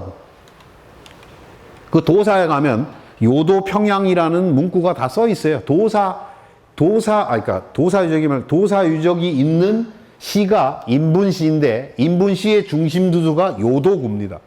이미 여기는 요임금의 수도라는 게 옛날부터 전설로 있고, 이미 요임금의 묘도 있습니다. 요 사당. 어마어마하게 크게 있어요. 근데 결정적인 증거가 없었던 거지. 이미 수천 년 전부터 요임금에게 제사를 지내는 시설들이 다 있었어요. 당송시대에. 근데 그게 전설인지 실체인지 몰랐는데 그 도사유적이 발견됐다는 겁니다. 이렇게. 지금 박물관 짓고 있고 발굴하고 있습니다. 이게 어마어마하게 넓으니까 다 발굴 못했죠, 아직은. 중요한 크기가 얼마이고 이런 것들은 다 이미 밝혀진 겁니다. 제가 이거 도사유적 발굴 보고서가 갖고 있는데 제가 4권입니다. 4권짜리인데 전화번호 많은 게 4권입니다. 일부 발굴한 것만 해도. 그러니까 중요하니까 고고학회 이사장인 사회과학원 소장이자 고고학회 이사장인 왕외가 직접 발표합니다. 도사유적이 어떤 거고 하는 걸. 우리나라에 소개도 안 돼 있어요, 신문에. 난 웃기는 거예요, 이런 게. 그거를 그 요임금과 단군의 관계를 알면은 그게 어떻게 여기에 보면, 여기서 발굴 결과들을 보면 요번에 책에 나옵니다. 홍산 옥기들이 다 나옵니다. 홍산에서만 나오는 옥기가 있어요. 옥벽 네모난 거, 동그라미, 삼각형 이런 것들이 여기 다 나옵니다. 적석총도 나옵니다. 적석총까지는 아니고 석관묘가 나옵니다. 그쪽으로. 그거 다 못한다 오늘. 그래서 내가 이 1시간 만에 하라 그러면 나는 아주 미치겠어요. 이런 걸 다 안 하면 이런 것들이 다 발견되는 겁니다. 그 다음에 하여간 중화문명 전파 선정공정 마지막으로 제가 하나만 끝내겠습니다. 자, 지금 하고 싶어 하는 게 뭐냐 하면, 아직 시작을 안 했습니다. 근데 고고연구소장이자 중국 고고학회 이사장인 왕외라는 분이 이분인데, 왕외가 이 사람은 당연직 국회의원입니다. 인민대표. 그러니까 고고학회의 역사학회를 대표하는 당연직 국회의원이라 전국 인민대표대회에 가서 건의를 합니다. 이 사람이 누구냐면 탐험공정을 12년 동안 이끌었던 주인공입니다. 근데 이 사람이 탐험공정이 15년이 끝나니까 16년부터 새로운 공정을 하나 하자고 제안을 한 건데, 그게 뭐냐 하면 중화문명 전파선조공정입니다. 근데 채택이 안 됐어. 그래서 17년에 3월에 다시 했어. 거기서도 채택이 안 됐어. 언젠가는 합니다. 이 사람의 무게나 학술적인, 여러분들 어떤 것을 제안하는지, 이거는 일개필부가 한 게 아니라 중국 역사고고학계의 최고 어른입니다. 중국 사회과학원 고고연구소 소장이고 고고학회 이사장입니다. 왕해라는 분은. 그 양반이 뭘 하냐면, 요하문명 이렇게 어마어마한 거 발견해놨는데 중국 사람들도 잘 모른다. 세계인들은 다 더 잘 모르고, 그래서 글자 그러네요. 요하문명의 이 어마어마한 이 찬란한 역사를 전 세계에 전파하자, 이게 전파하고 선전하자는 거예요. 제목이. 자, 첫째는 중화문명의 형성이라는 다큐멘터리 100부작 찍으라는 거예요. 스케일이 다르죠? 뭐 2부작 찍으라가 아니다. 100부작 찍으라는 겁니다. 그럼 요하문명, 중화문명의 시발은 전부 요하로 가겠죠? 뭘 찍을지 뻔해요, 내 눈엔. 뭐, 그걸 찍는 것만이 아니라 세계 각국어로 다 번역해서 팔아라는 겁니다. 100부작. 자, 두 번째는 100권의 책을 쓰라, 이게. 다큐멘터리 하나당 그 책으로도 쓰라, 이게요. 그리고 모든 언어로 번역해서 팔으라, 이겁니다. 그래야 알지. 세계가 알게 만들라, 이거. 세 번째는 대형 도록을 만들어라, 이게. 만년 전부터 청나라 말기까지의 주요한 유물들이나 이런 것들을, 형성 과정을 그림으로 볼 수 있는 대형 도록을 만들어라, 이거. 자, 네 번째가 가장 가슴 아픈 겁니다. 자, 초중고등학교 대학교의 교재와 보조교재를 편찬하라. 이게 무슨 얘기야? 달리 말하면, 간단하게 얘기하면 역사교과서 다시 쓰라는 얘기죠? 오케이? 여러분들 역사교과서 다시 쓰면 중화문명은 어디서부터 시작할 것 같아요? 당연히 요하에서 시작하죠. 그렇게 되면요, 우리 상고사는 다 중국사의 일부가 되어버리는 거고, 우리 조선족, 이 북방족들은 말갈족, 부여족, 뭐 어쩌고저쩌고 전부 다 황제의 후예가 되는 겁니다. 내가 이걸 그렇게 얘기를 해도 우리는 아무런 준비를 안 해요. 이 얘네들 시작해가지고 교과서 딱 나오죠? 게임 끝나는 겁니다. 게임 끝나는 거예요. 전 세계에 DVD 나가죠? 아까 얘기하잖아요. 전 세계 언어로 다 번역하는 겁니다. 이 결과들을. 미치겠어요. 이거 답답해서. 자, 이건 어른들 문제고 애들부터 가르치라는 겁니다. 만화영화 50부, 30부작, 5부작 만화영화로 만들라는 거예요. 아, 정말 이렇게 이 닭살 돋지 않아요? 이게 우리랑 떨어져 있는 게 아니라고. 이런 모든 역사 관련의 시발을 다 요하로 끌고 갈 거예요. 그렇게 되면 우리는 정말 큰일 납니다. 근데 아무도 이것도 전 세계 언어로 번역해서 세계 각국에다 판매하라는 겁니다. 애들. 자, 그림 동화책 만들라는 거예요. 애들 때부터 교육시켜야 된다는 겁니다. 놀랍지 않아요? 이게 어떤 사람이 무슨 프로파간다가 이렇게 하자는 게 아니라 중국 역사고고학교의 최고 어른이 국가에 제안한 겁니다. 자, 그 다음에 CCTV나 이런 데에서 전문 칼럼을 만들어서 새로운 고고 발굴들을 매일매일 방송하라는 겁니다. 일반인들이 잘 모른다, 이게. 그 다음에 중국 인류학자들이 쓴 책을 전 세계 번역해서 팔으라, 이겁니다. 아까 얘기한 소변기 책 이런 거 다 전 세계 팔으라, 이거. 아홉째는 홈페이지를 만들어서 전 세계 언어로 서비스하라는 거예요. 이거 내 얘기가 아닙니다. 내 얘기가 아니에요. 이 최고의 어른이 제안한 겁니다. 자, 그래서 조만간에 이거는 이 선정공정은 시작할 겁니다. 내년이 시작될지 올해 말부터 시작될지 몰라요, 현재로서는. 근데 내가 보기에는 당연히 합니다. 이렇게 되면 우리는 정말 어마어마한 쇼크에 빠질 겁니다. 하는 동안은 또 함구할지 몰라도 그 결과물이 나온 다음에는 우린 늦어요. 그래서 마지막으로는 이제 그 한국학회 가저로 뭐 여러 가지 얘기했는데 하여간 뭐 이런 건 제가 중국에서 발표하는 자료들이고, 일단은 이 요하 문명에 대해서 우리가 실제로 정말로 연구하는 사람들이 길러야 된다는 겁니다. 옥기 전문가도 길러야 되고, 그리고 홍산 문화, 그러니까 요하 문명은 동북아시아의 시호 문명으로 한반도와 중국의 동해안을 끼고 이렇게 전파된다는 이런 시원 문명이라는 의식을 가지고 우리가 요하 문명을 연구를 해야 된다. 제가 말하는 A자형 문화 벨트입니다. 자, 오늘 여기까지입니다. 고맙습니다.